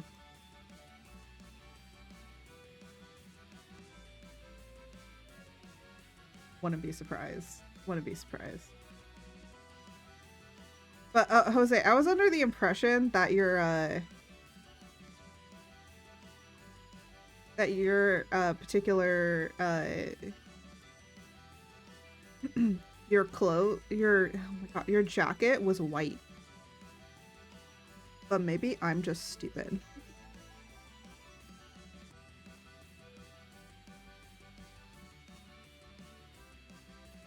Oh, what's happening?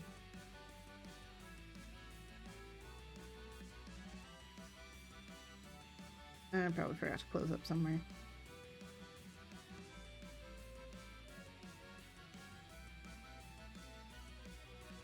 All of this is open.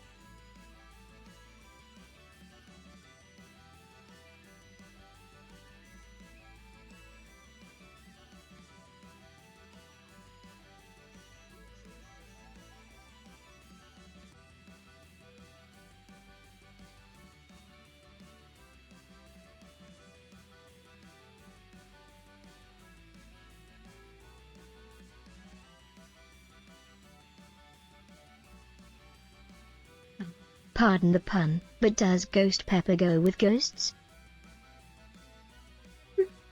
Jose can answer that question. Well, Jose technically isn't a ghost. He's a will-o'-the-wisp, but I don't know. But Jose can answer that question.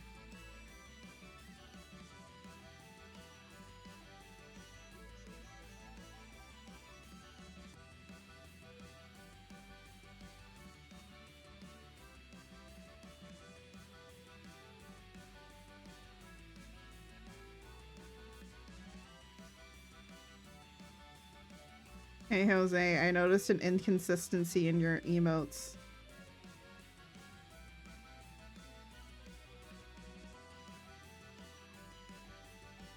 It's bugging me. This one has gloves, this one doesn't. Like, what happened to the gloves? What happened to the gloves, my dude?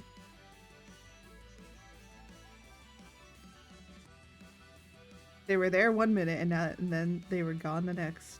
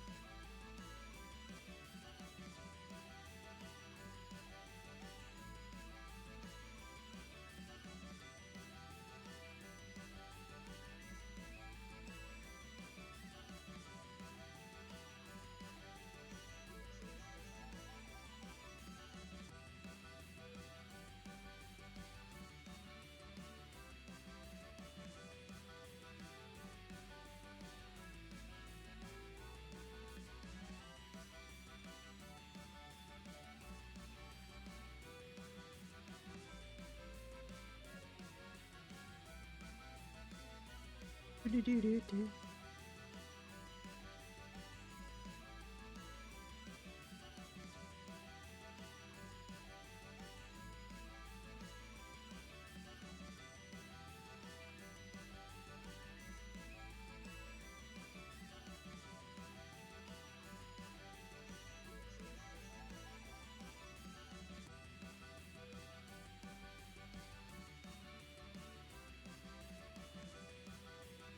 Oh, Prince, how...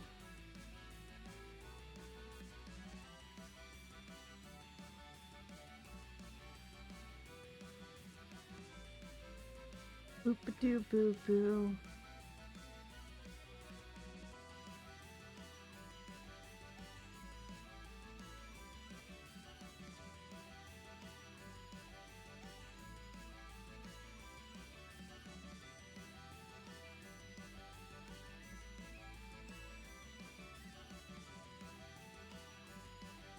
Oh my gosh, I like how we're just like asking how certain things are of Jose.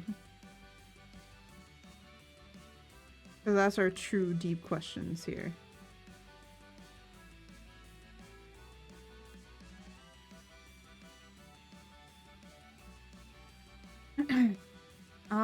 I think that his jacket or like his like really dark. I don't get dark blue. I have to like move over to the blues kind of.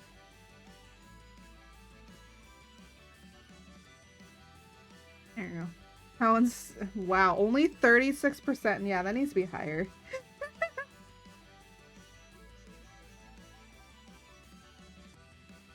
I think there's more insanity to me than meets the eye.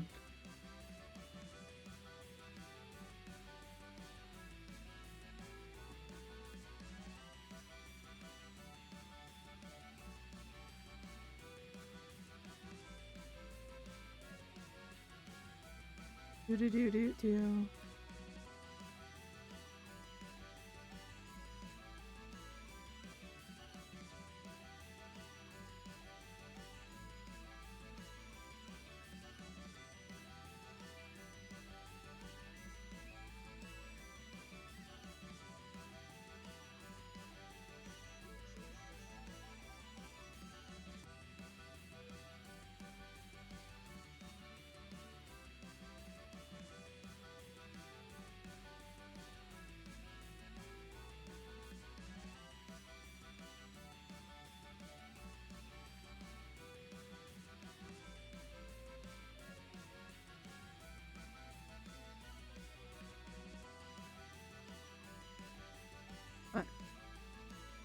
Maybe it thinks its sanity left. Maybe. Could be. You never know.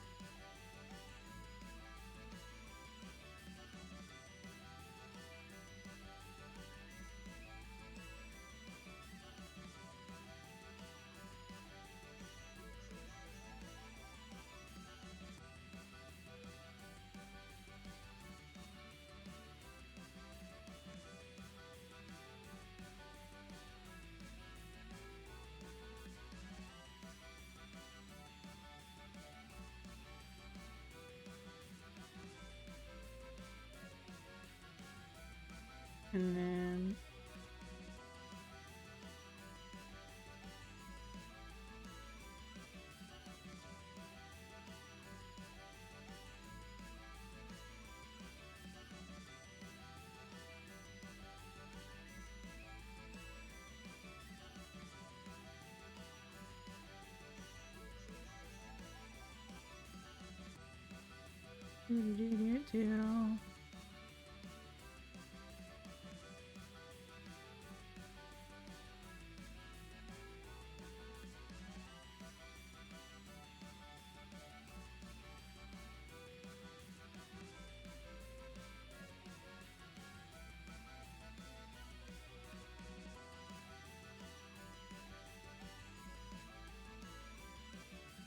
And then I gotta do his bias.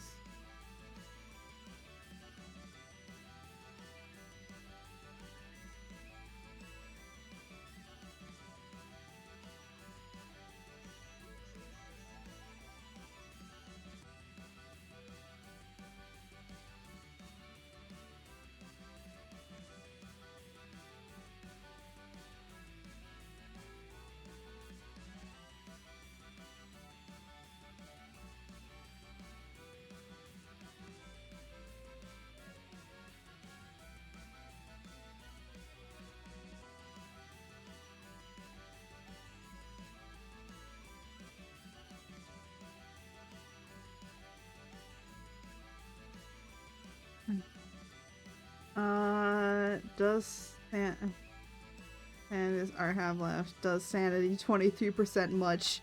Does that count if I phrased it wrong? I think it doesn't matter. I don't think it matters.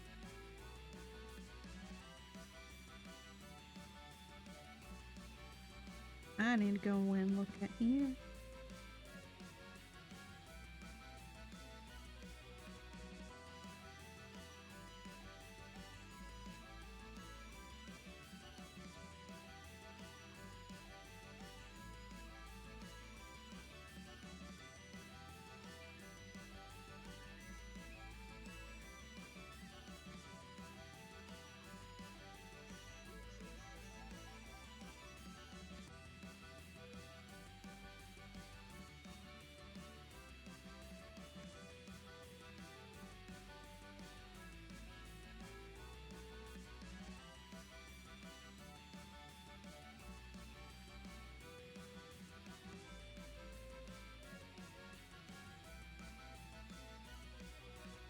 Yeah, that looks better.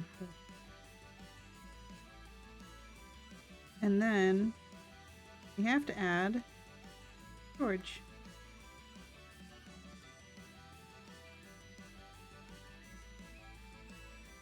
Ghost hunt about to begin. It better be.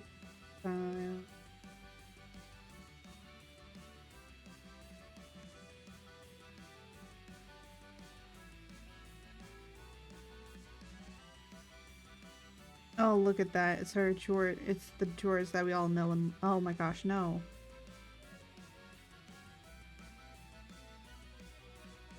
The George we all know and love.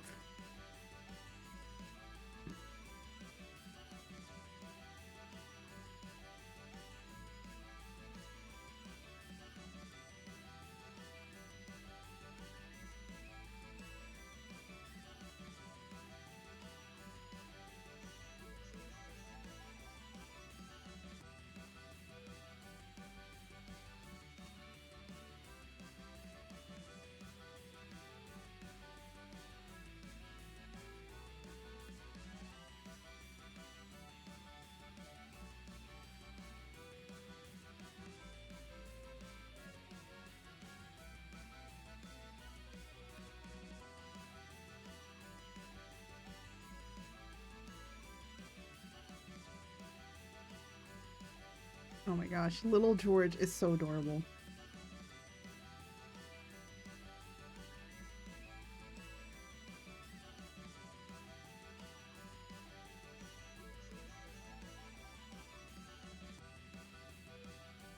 Yeah, just love little George.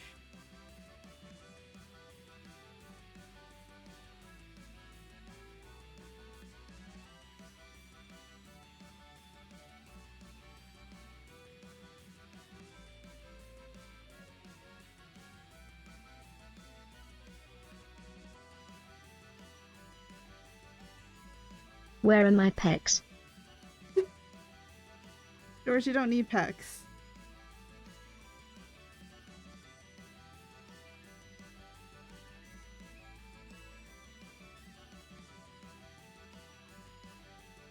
And then I'm gonna do...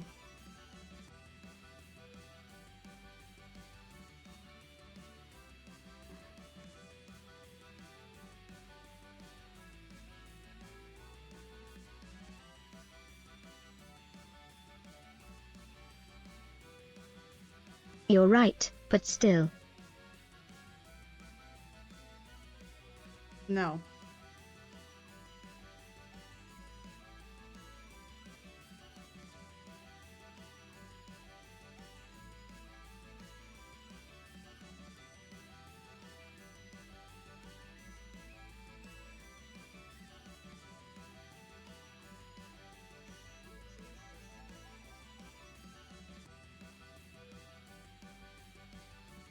This looks so this looks amazing. I was saying, it's like, yeah. Just give it. At least my back muscles look great. Yes, George, your back muscles look amazing.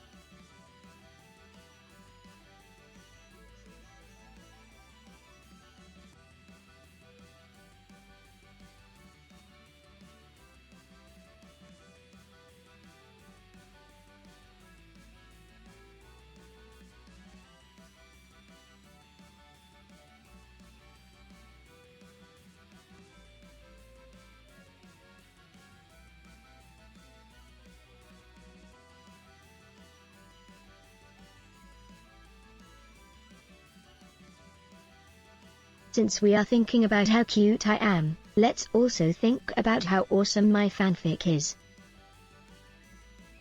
Oh, we getting another the fan fanfics, George?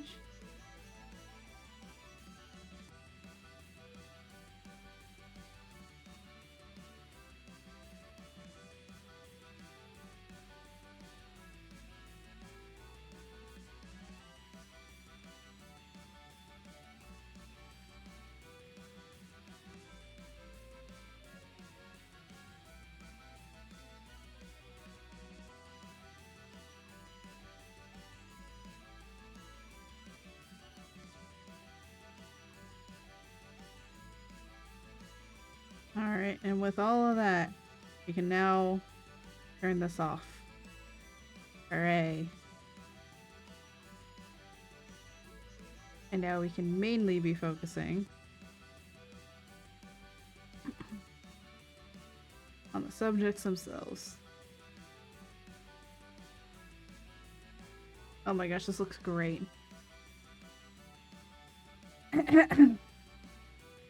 Ugh.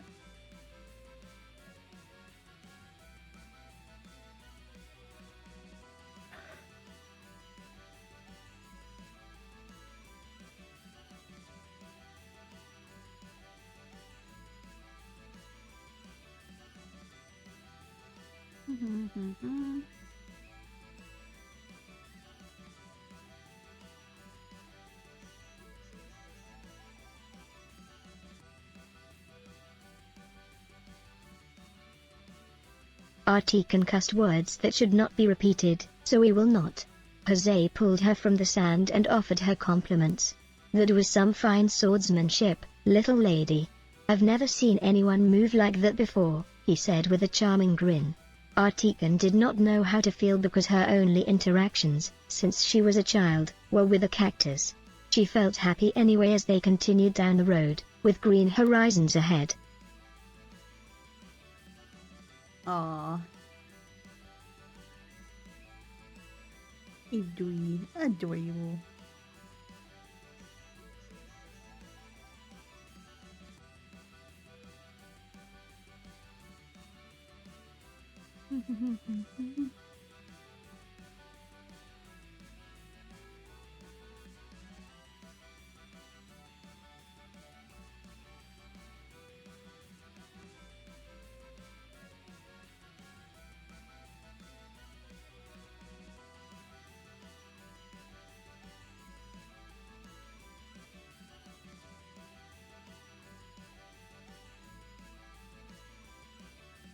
I'm gonna just do some very basic shading on this.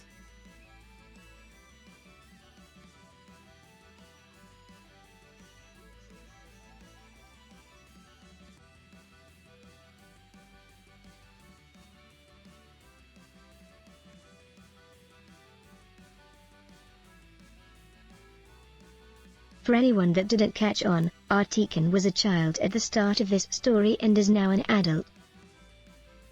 Ah.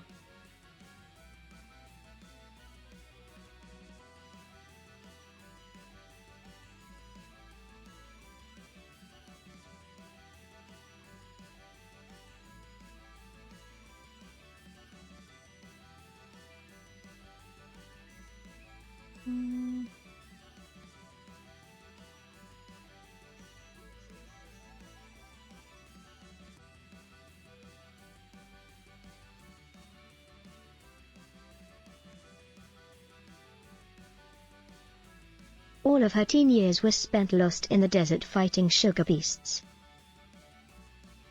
Oh, I see.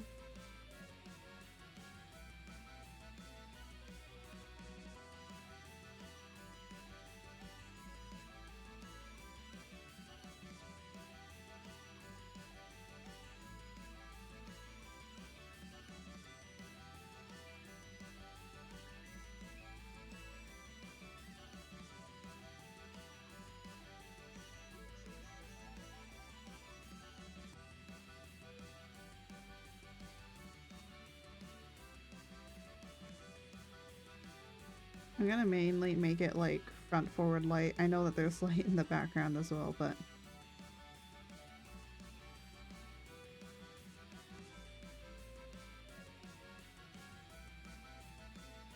I want to make it more like coming from the frontal.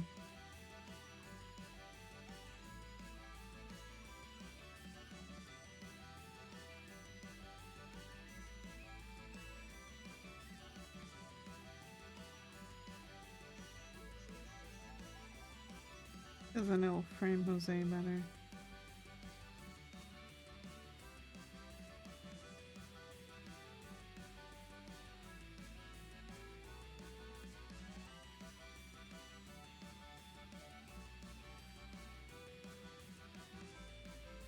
Looks so happy.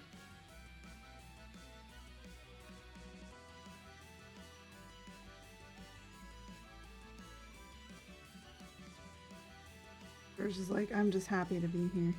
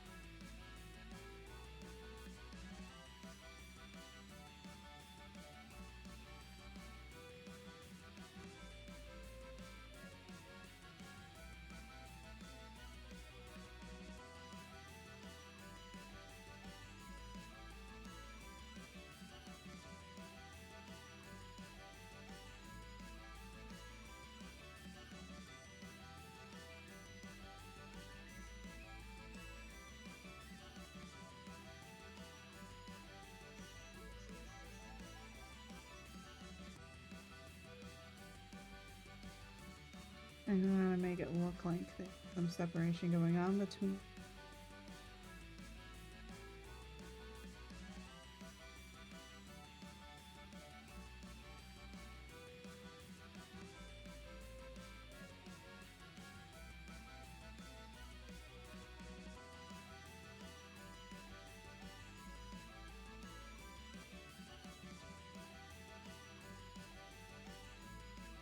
Okay.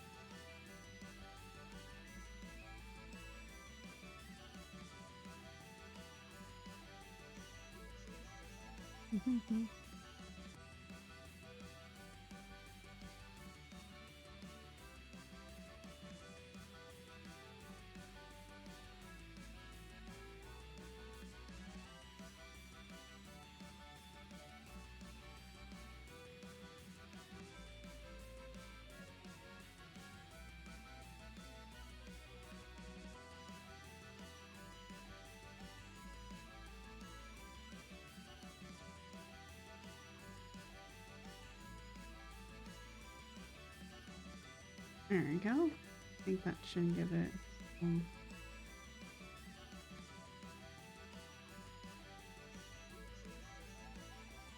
We shall see.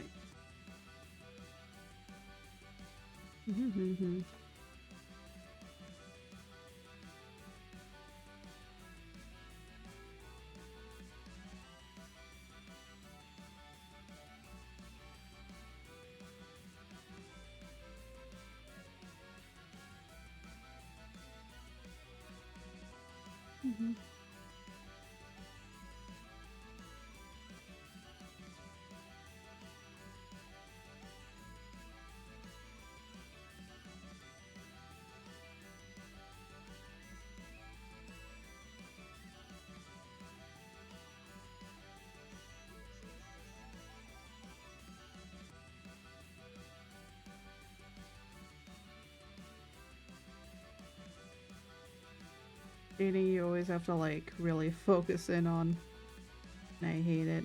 Because I'm like, I want to talk with you all. But it's so hard when you're trying to focus on how to shade. Because you're like, do you remember how lighting works? You don't. Figure it out.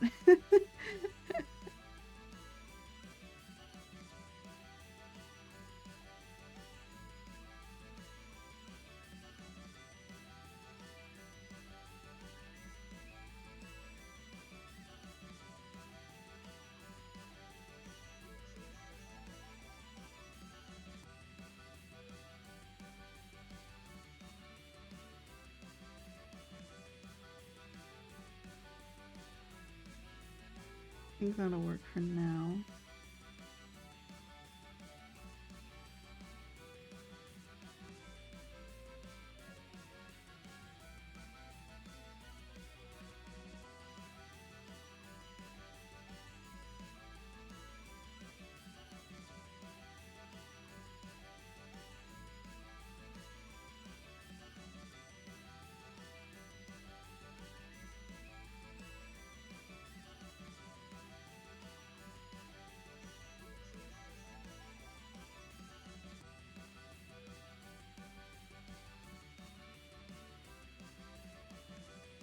I'm just marking out highlights.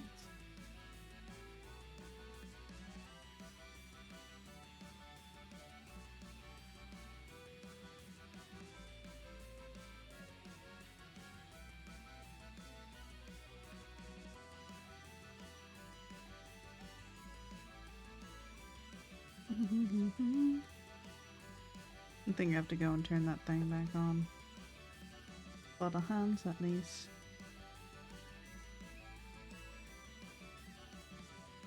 And meow, kind of. I'm just gonna shade them one by one.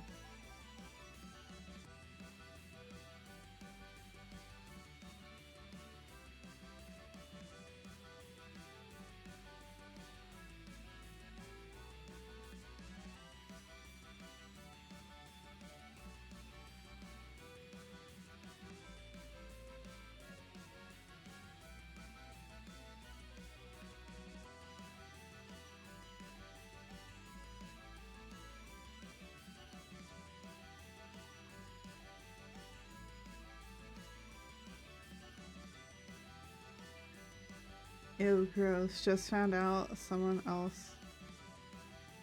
Ew. I hope you got rid of them.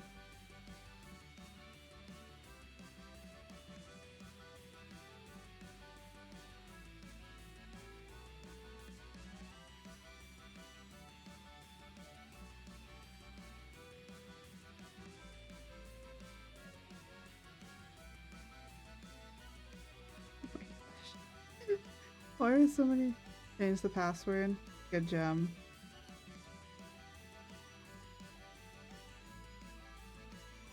How can you even tell if somebody is on it?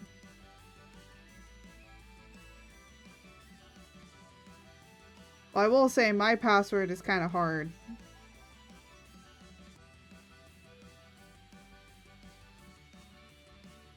I don't even know how you tell. I checked the account settings and saw the devices. Really? You can go into account settings? I've never done this. Here. Was it?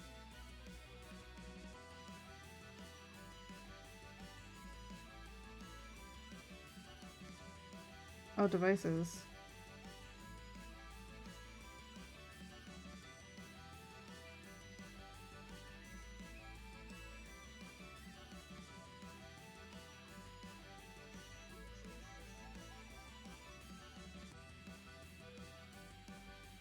Oh, it's only my devices. I didn't know that you could check.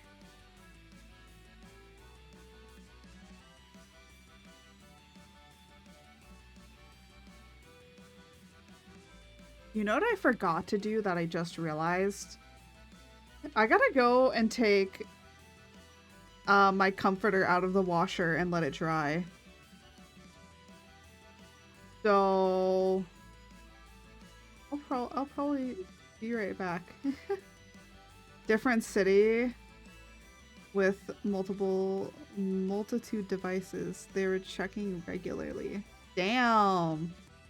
What were they checking for? What, are you gonna post your name and address and stuff?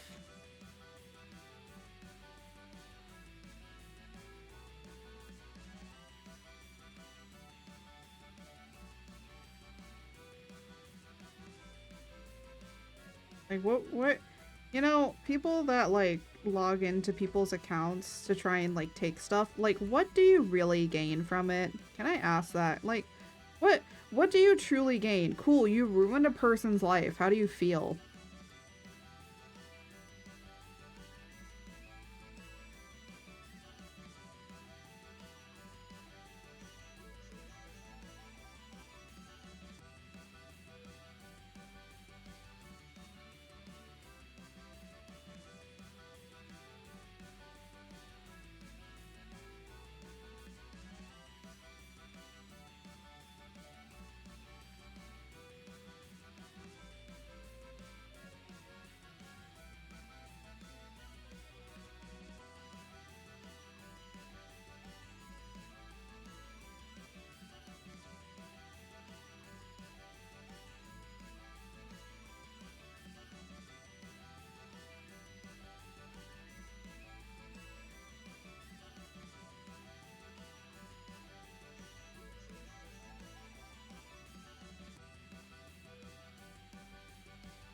I think we're gonna have to do the hair differently. You can only hope that they meet the natural. Yeah, true. Guess there is always natural consequences to your actions.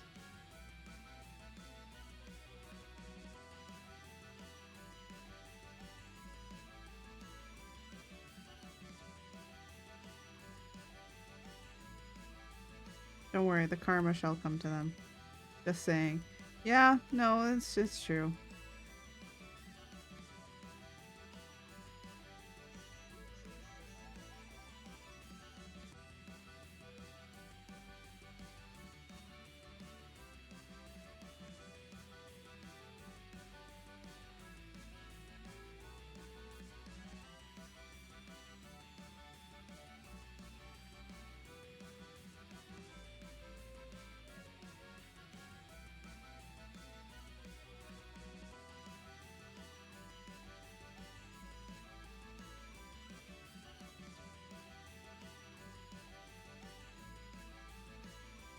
We're gonna have to do the hair later.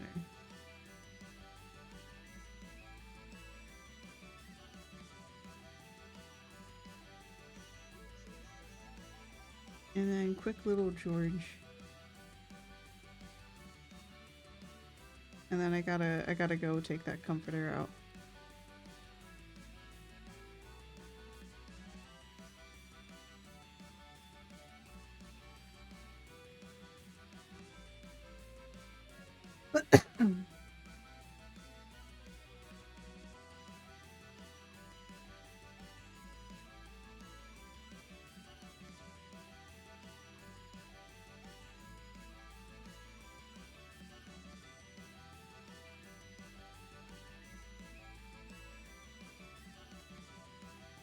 There you go. One of the devices was, one of the device, like that guy who has.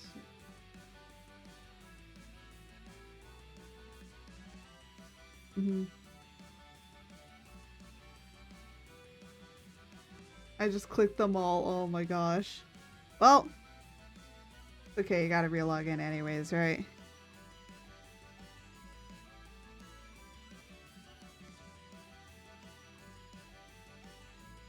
This actually looks really good so far. I just do like basic shading on it.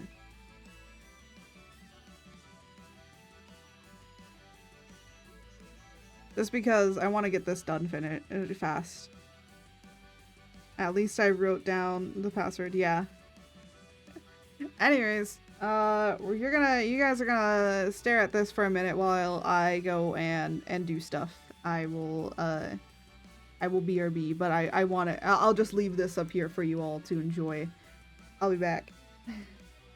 Maybe I can. Da, da, da, da, da. Hello.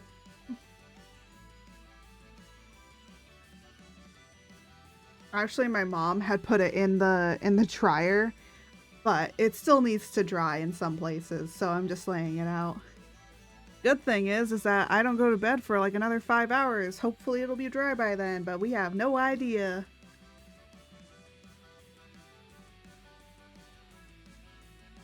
Well, if I if I play a particular game later today, it probably will be later than that.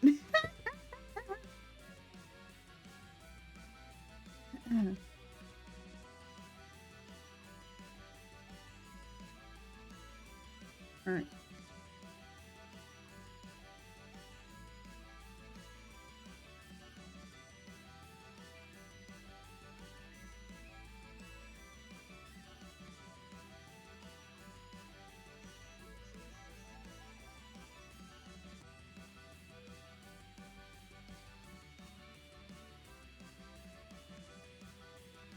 Now, let me quickly do this. So it looks like there's shadows going on. So we're not just like floating somewhere off in the deep beyond.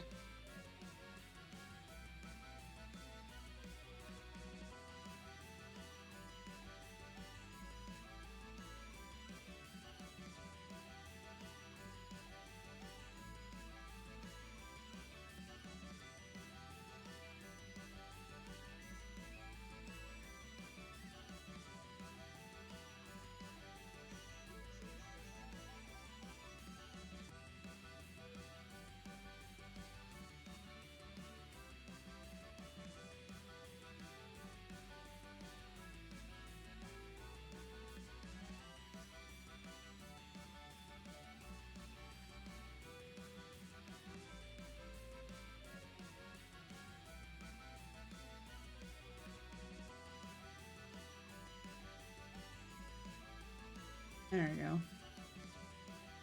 So they look a little bit more cemented.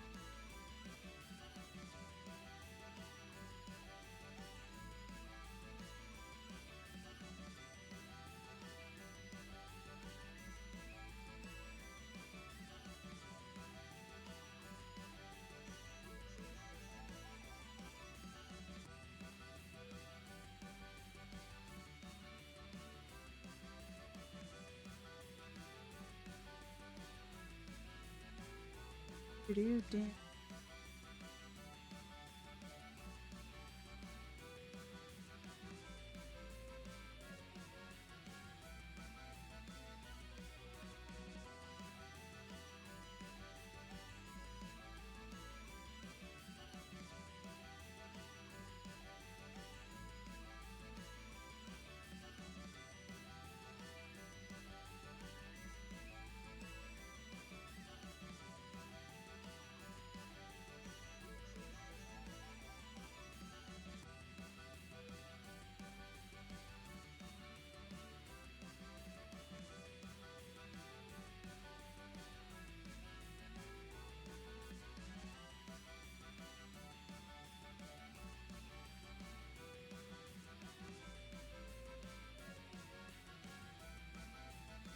See you later. Goodbye, Pug.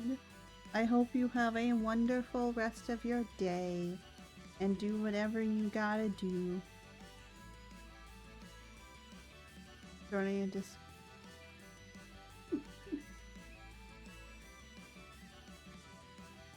Yeah, I don't know how much longer I'm gonna be streaming. Honestly, I think we might go Well, we're already at 3 hours. I don't even know if we're gonna go 4 hours, but I have no idea.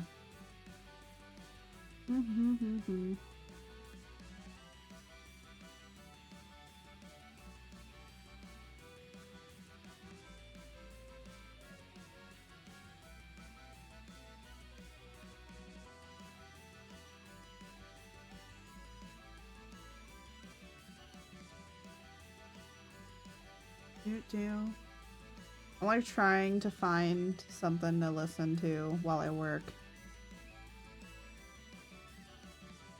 I could watch that.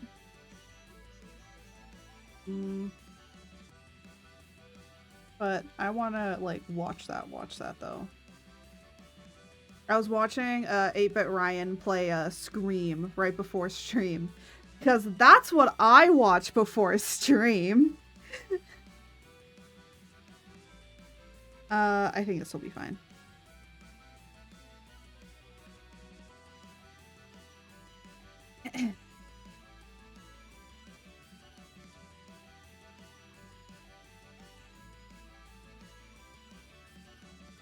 So we're gonna go in here.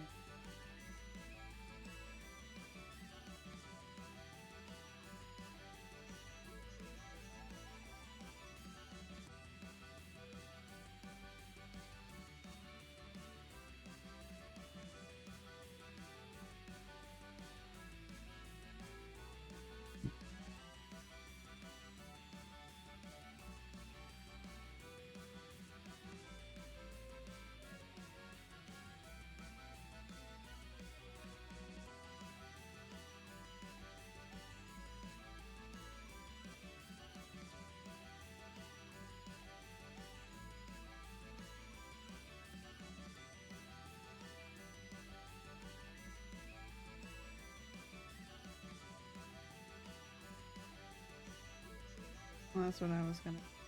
Gotta do the hand detailing.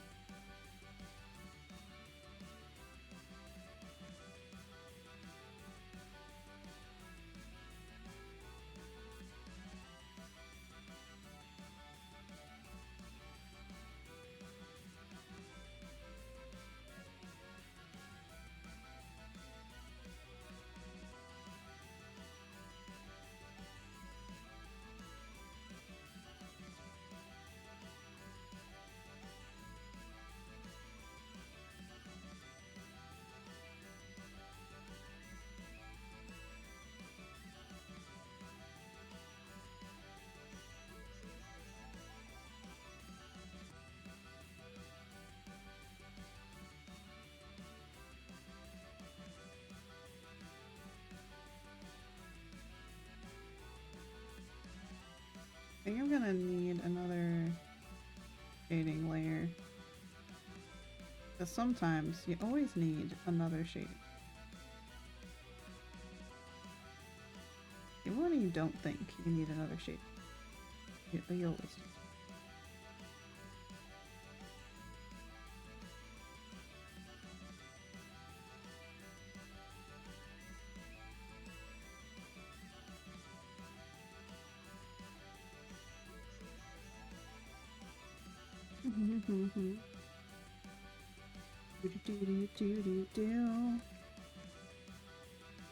You know, I do have a question. Do people really like longer streams? Do you guys really do enjoy that? Because I'm gonna be, I can't go for longer streams. That's the issue I deal with.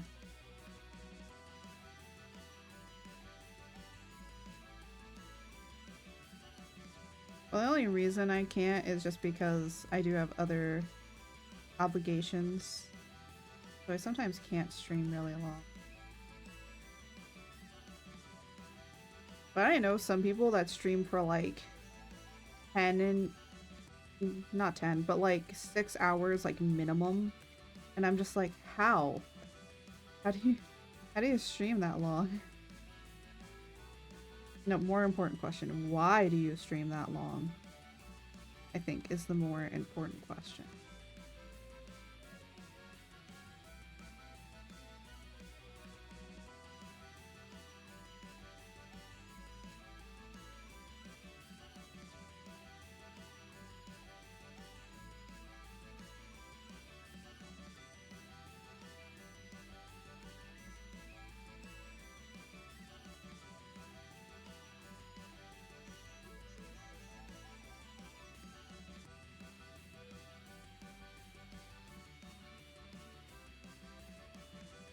It's like, I think it's more just like, you need to stream that long because you just have the time to do it, or do people actually stream that long because they like streaming that long? I know one person streams that long just because they, not because they don't want to, but because sometimes they don't know, I guess, when to stop. You know what? That's okay. But some people, I do like to watch, sometimes I like to watch people's streams like fully, and then I see like 5 hours and I'm like, oh my gosh, no thank you. I would rather not. You know, there's like those situations. So, I don't know. Stream based on what you want to stream, but some people may not always be there. Thank you for the stretch, Fox. Oh, I do need a stretch. Yeah, we're getting to like 3 hours, so I'm not surprised I'm gonna need probably a stretch here and there. But yeah.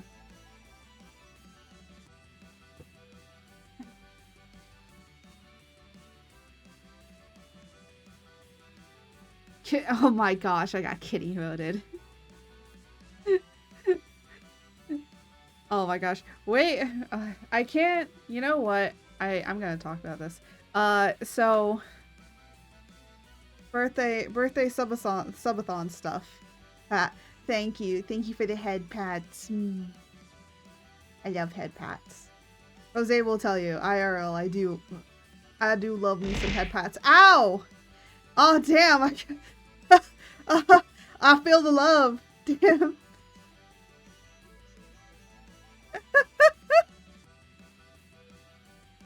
Sometimes I forget that redeem is there.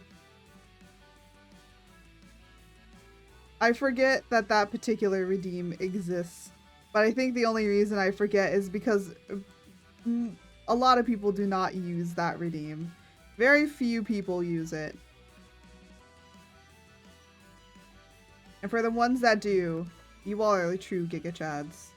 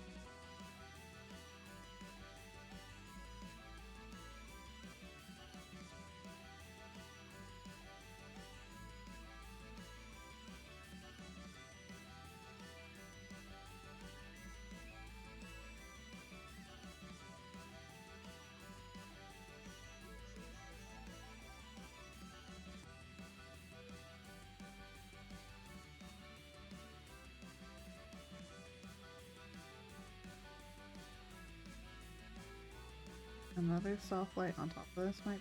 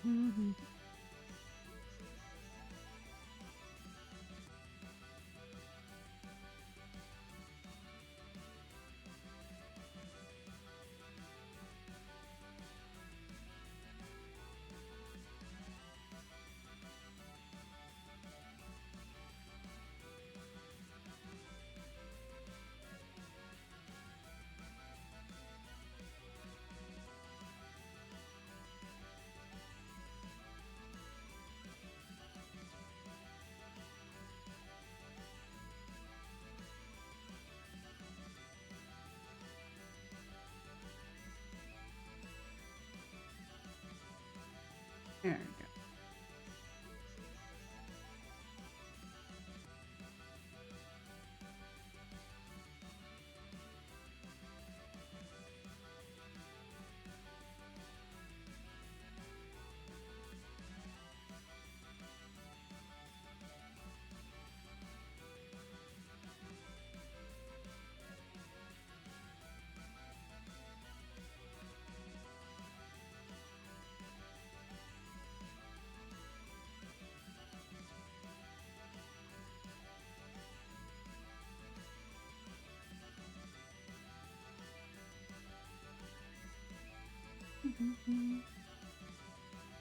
I see it them really.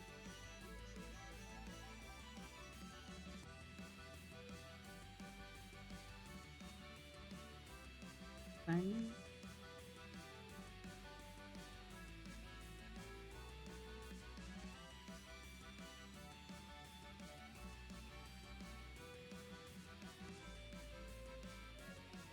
Perfect. Oh.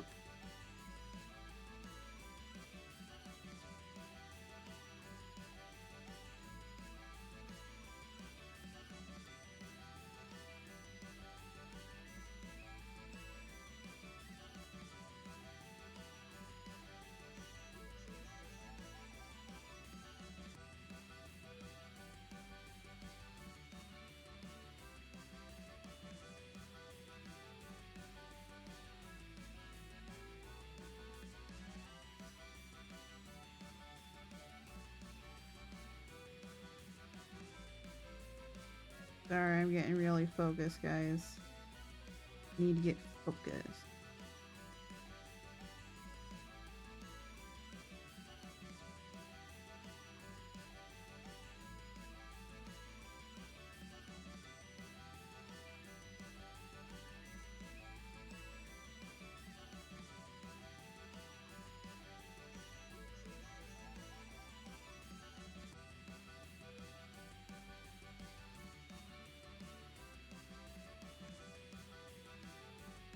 You know what? I'm gonna be honest. This is how Jose looks when I'm talking to him about things. He's just like laying there. He's just like, yeah, absorbing all this information. Like I totally know what's going on. Yeah, this is Jose. This is very accurate. It's just like, let me figure out what I need to do, and he's just like, yep, I'll just be here. You need me, I'll be here. Be supportive.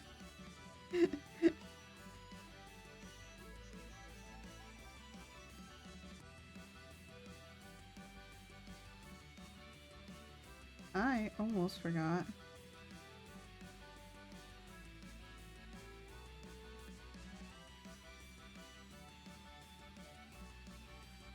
I'll be wondering what I'm doing. Settings, flushing.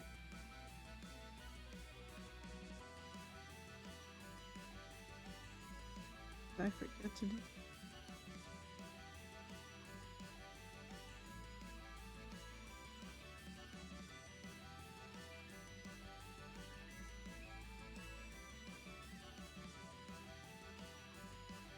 Regular.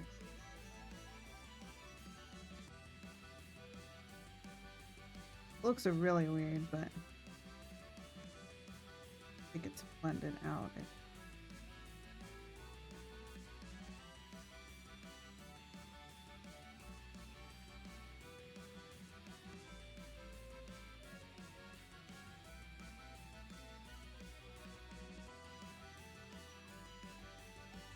What? Hello.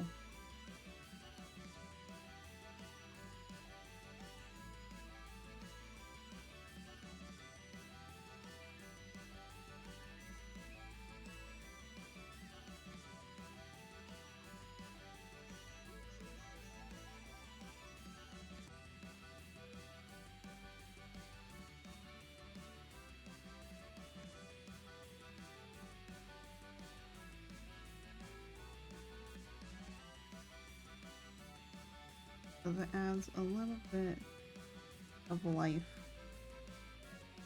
The actual.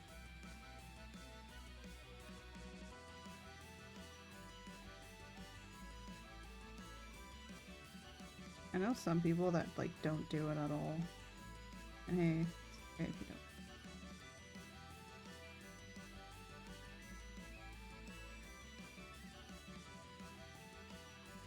don't. I sometimes forget to put blush.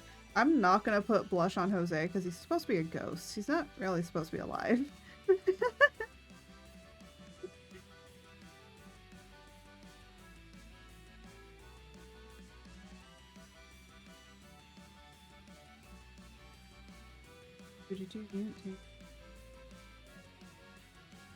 Actually go back in here.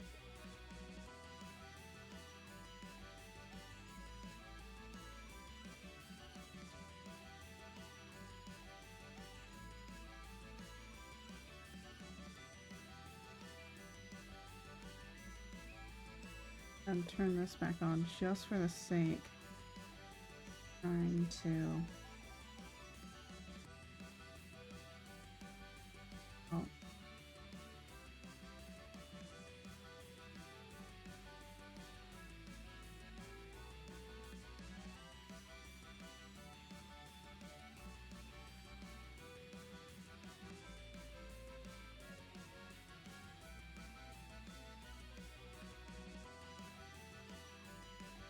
How the heck?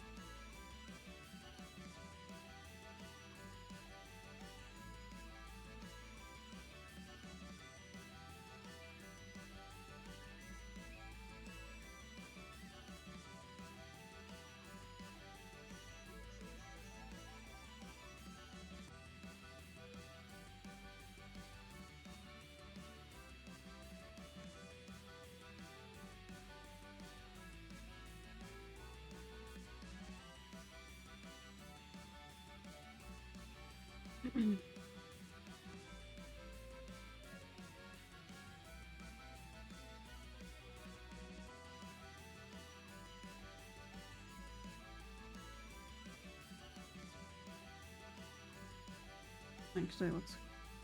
And then.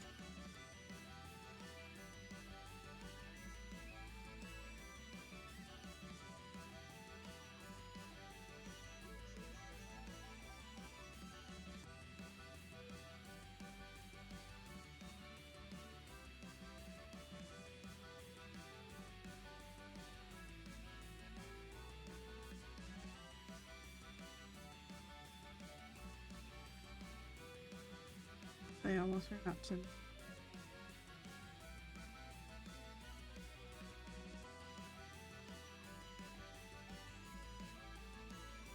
Oh my goodness, my foot is falling asleep. No!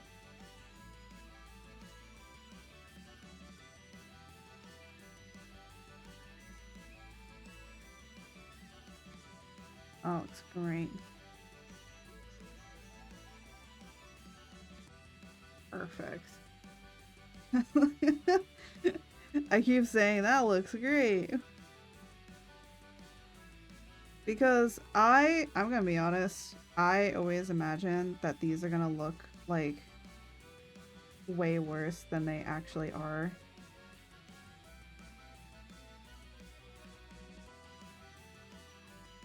Like than these actually are gonna turn out.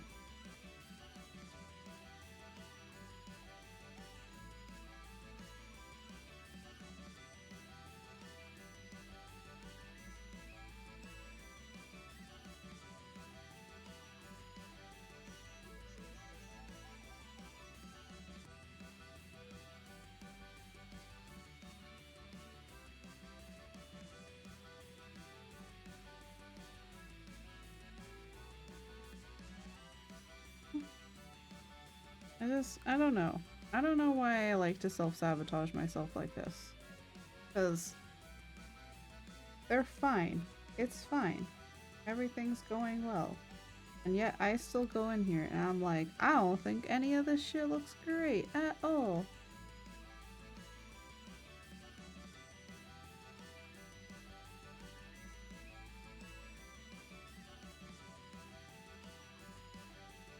And then it all comes together and then I'm like, damn, that actually looks great.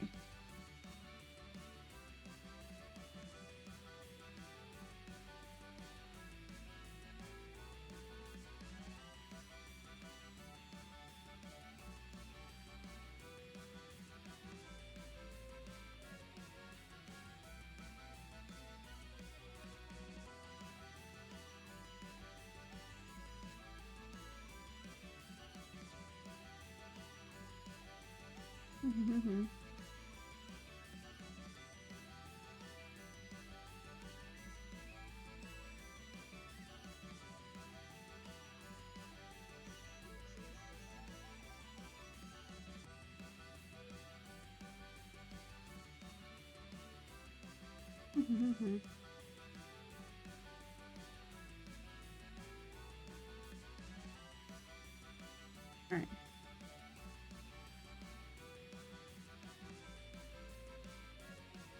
Yeah. The rendering always takes like freaking forever. Just like, let me leave. Please.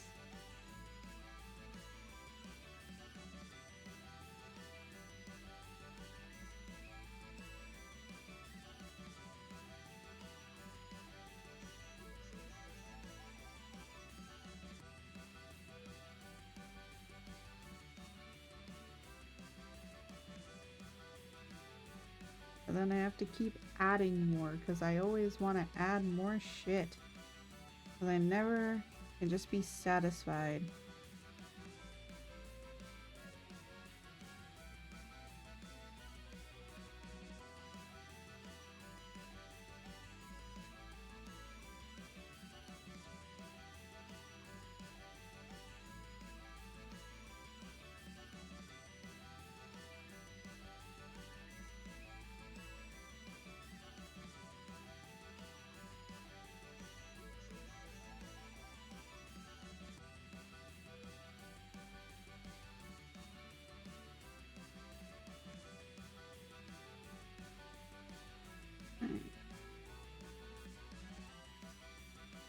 And I move on to helping.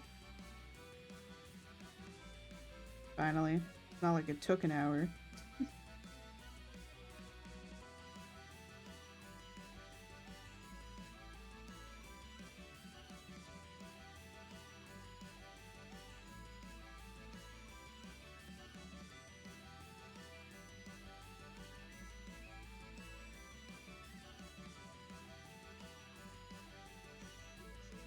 As I was saying, it's easier to kind of see how his hand plays.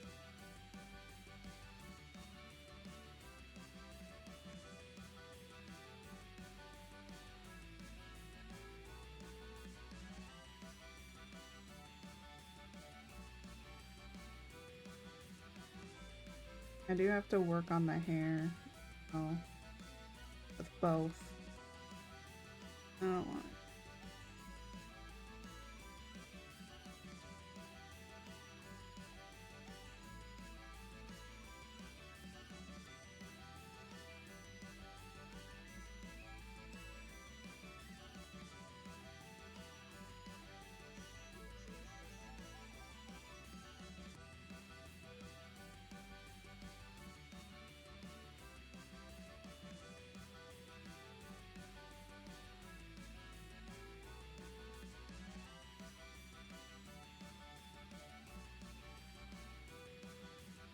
What?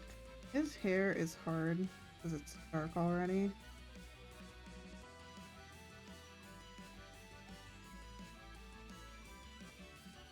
Sometimes it's hard to kind of figure out how I want to hair.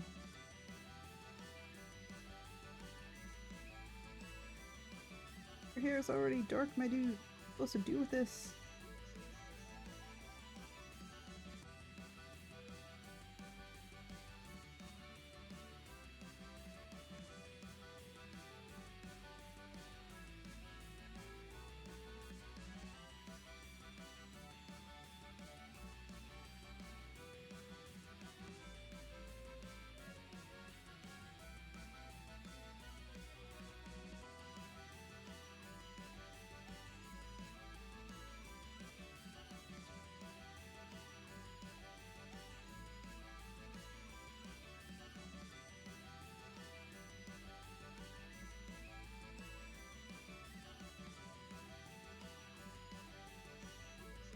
And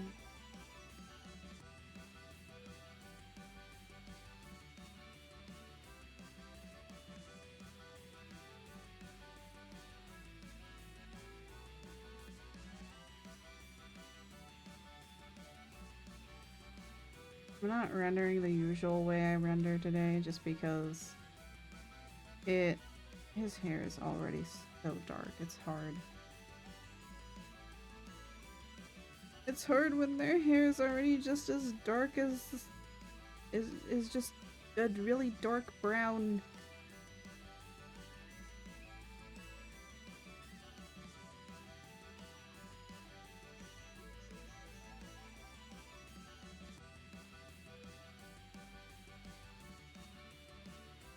What am I supposed to do? My hair's already dark. I'm supposed to shade and highlight it. And then it's just darker. Eh.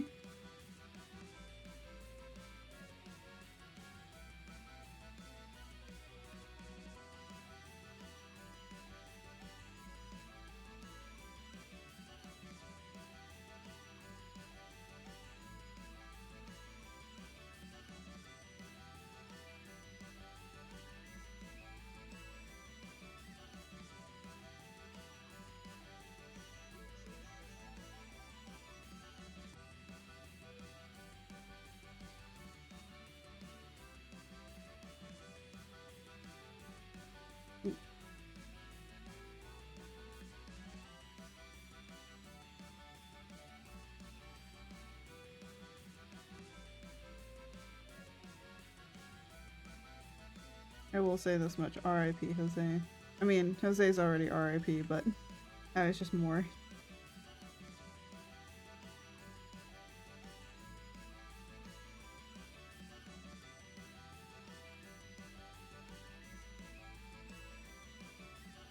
Is more R.I.P. than ever.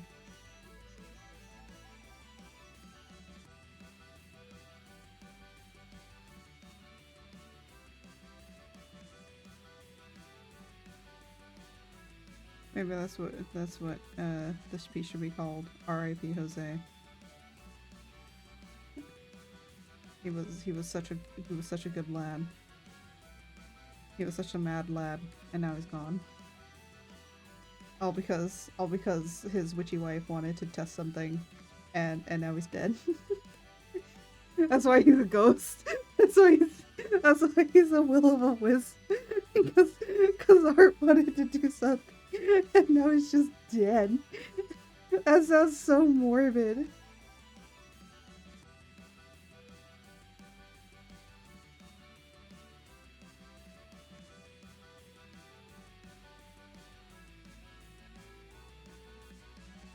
Sounds extremely morbid, but we all know that it's true.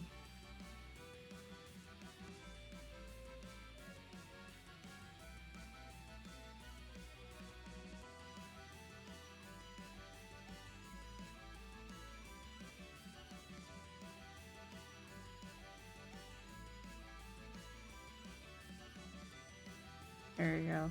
Oh my god, look at little George.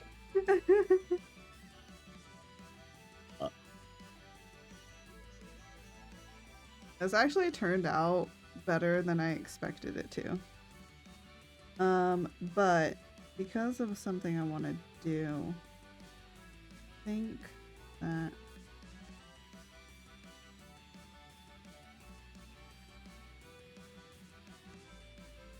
really to the candles with.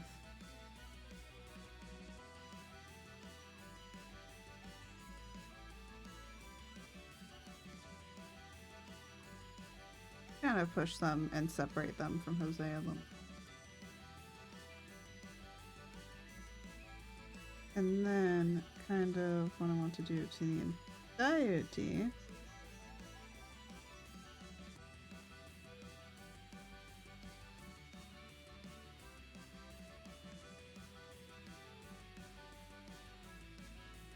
To kind of darken up the area a little bit around here. This.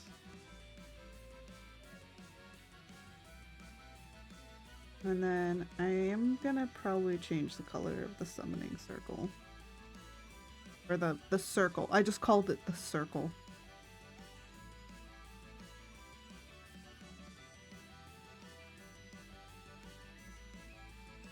There, I can make it look like it's activating, I guess.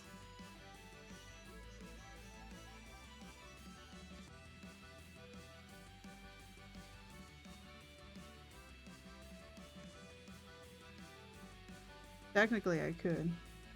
Yeah.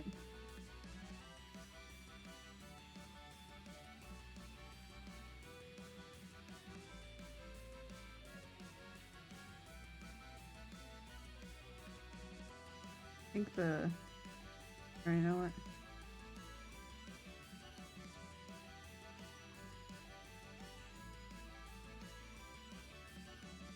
Like, it's... I don't know. You can make it look like it's beginning to activate.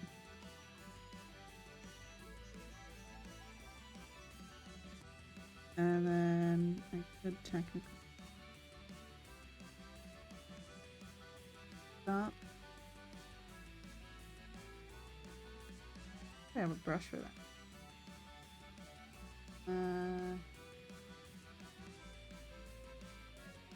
Yeah.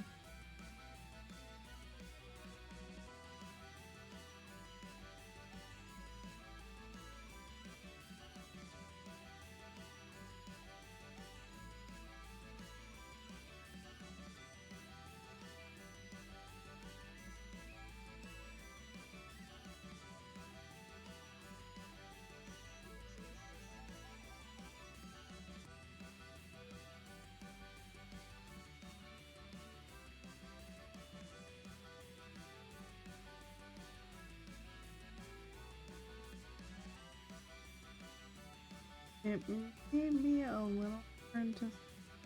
Oh.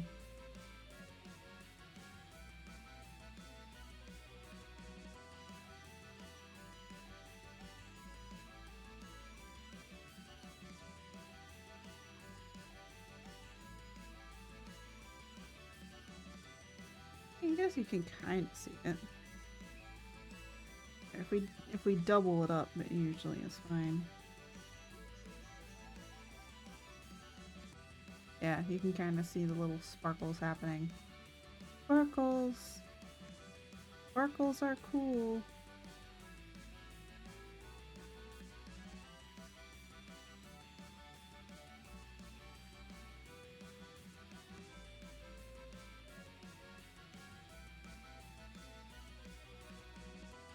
Now let me just say magic.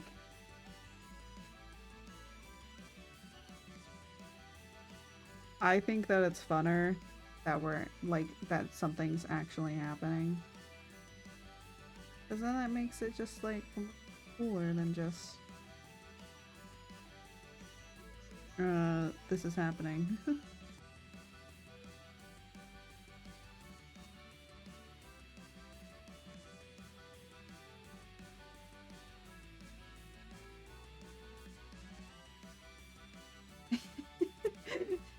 I like that. I like that. It looks cool. Let's do it with like this. Oh, that's not what I meant. And then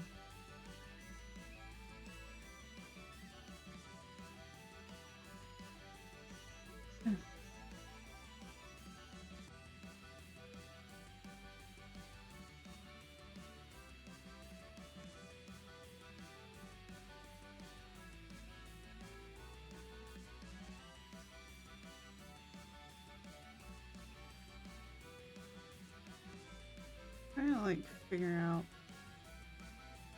kind of.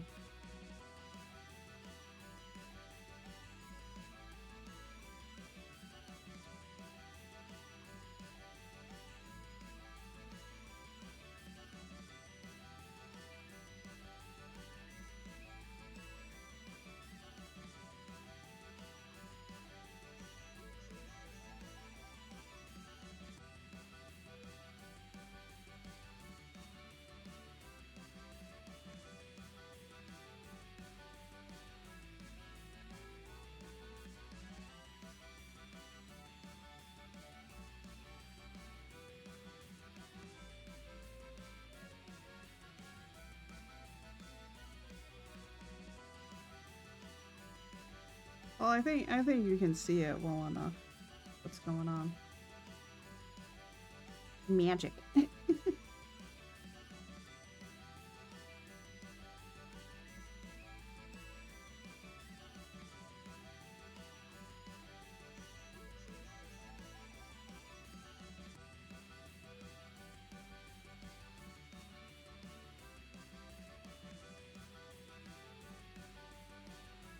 There we go.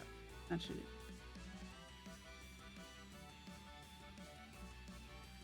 Mm.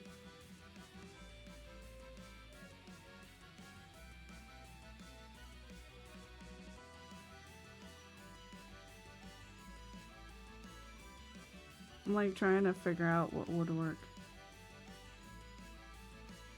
Oh, that looks like I'm working with dark magic. Damn.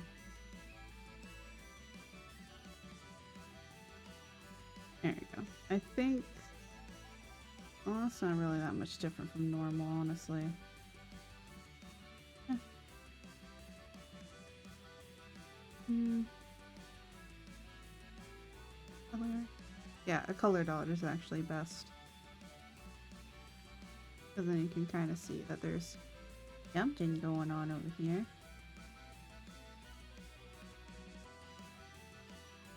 I could, I guess, make a circle. Sometimes what I do. Magical.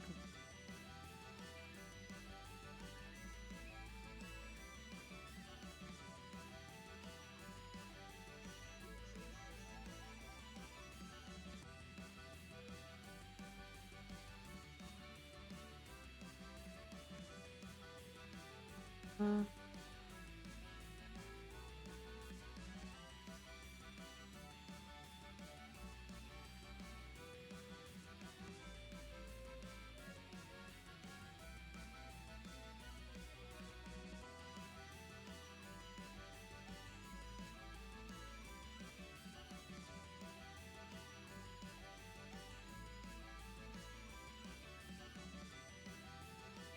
and you kind of lock it. Go in here. And then just kind of erase the area that you.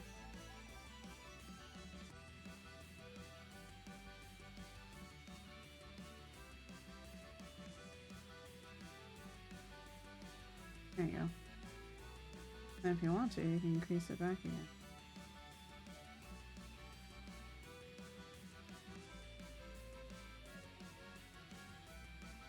Kind of make it look like more of the dust.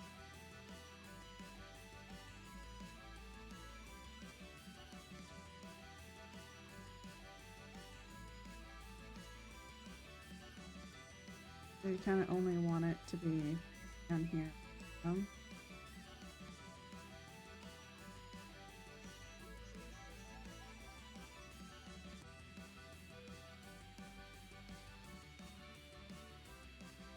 To make it look like it's only coming up. Ta-da! That looks And then, if we want to, we can actually use it over here as well. With that.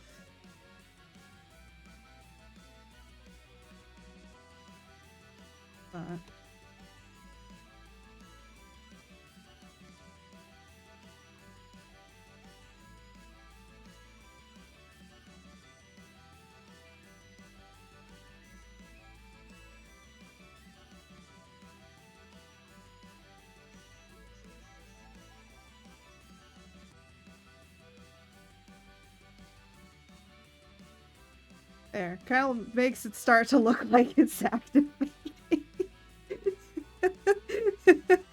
Oh. George is totally helping. George is 100% helping. We all know this. We all know this.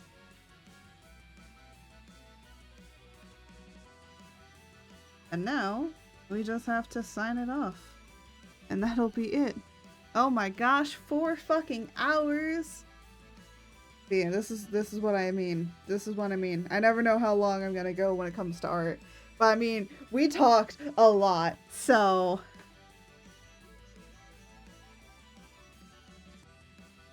I gotta take my dog out.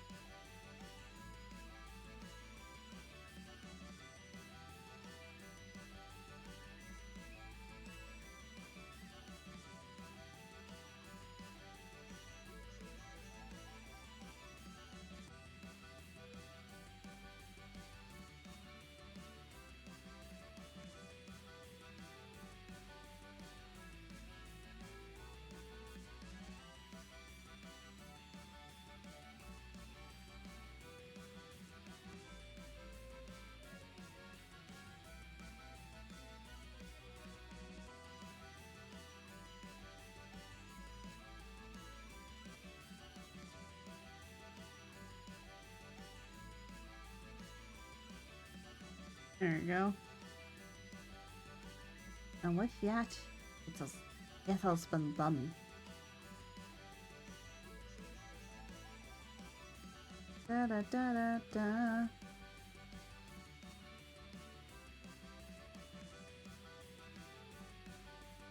And then I need to give this in a different resolution.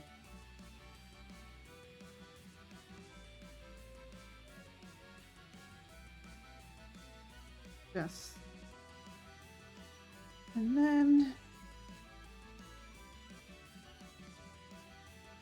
then save this. The only reason I'm doing this is in case I want to post it up on VGen. I always have to make it a smaller file size to post up on VGen, which is not helpful to me, but that's how it works. Anyways, we are done. We're finished. It looks great. I love it. And without any further ado, let's switch over back to... Let's talk while I try and find somebody to raid. I don't know if I will be able to find anybody, but we shall see. Because sometimes there's a lot of, especially at 5:30. 5:30 there's a lot of people. There's usually a lot of people.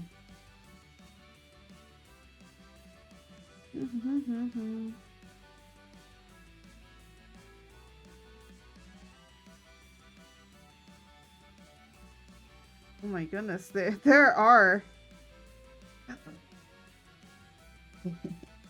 You know what? You know what? No, I don't. Maybe I won't. I think we're... Oh.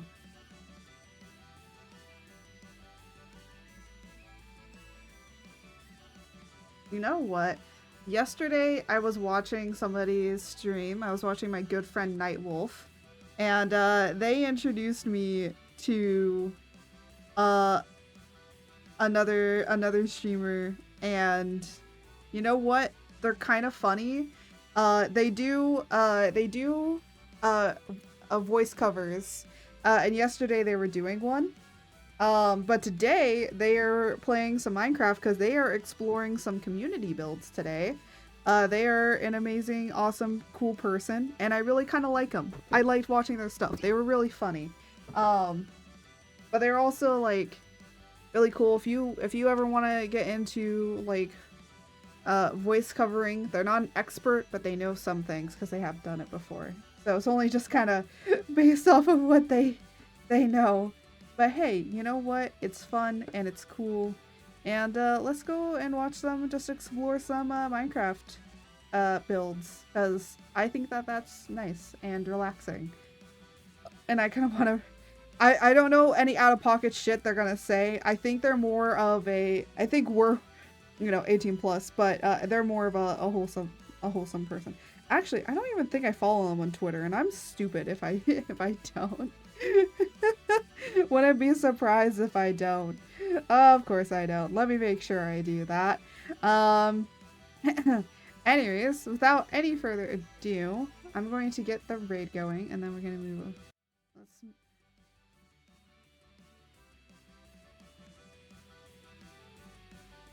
Actually, let me make sure that I copy their name before I do the raid. There they are. And yeah. Oh, also, they do know some Japanese. I don't think that they stream solely in Japanese. But they are an English streamer, but they also speak Japanese. But let me speak.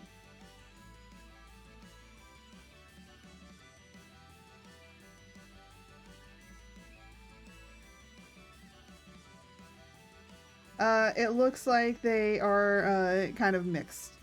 They do a lot. So they might switch between English and Japanese. If you know, Hololive does that a lot sometimes with their people as well. They have like Japanese and English. So it's kind of like that. But let me get the raid message going. By the way, I just saw them I just found them randomly. Well, no, I was introduced to them. But anyways, let's grab the raid while I start the raid as well. And just give some small announcements. So besides the birthday stream, again, we have merch available. If you want to pick up some awesome merch, and when this video comes out on YouTube, there will be a sale. Again, extra 20, and you get extra 20% off of your whole entire sale, whole entire part, with whatever you buy. I also have commissions open. I have commissions open all the time. Right now for VGen, I do have a black and white rendering with one particular main color. That just means that the entire thing is black and white except for like one area where you might want some color. So if like you have blue in your design and that's a main part of your design, then you can say, hey, this is the blue that I want to be part of it. Or you can just ask for a completely black and white rendering and I'll just do that. So yeah, that's the new thing I have. And without any further ado, I guess we are going to go and raid this nice and amazing little... well, they're not little. They're definitely not a little streamer. But anyways, as I always say, may the winds guide you. Until next time. Goodbye, everybody.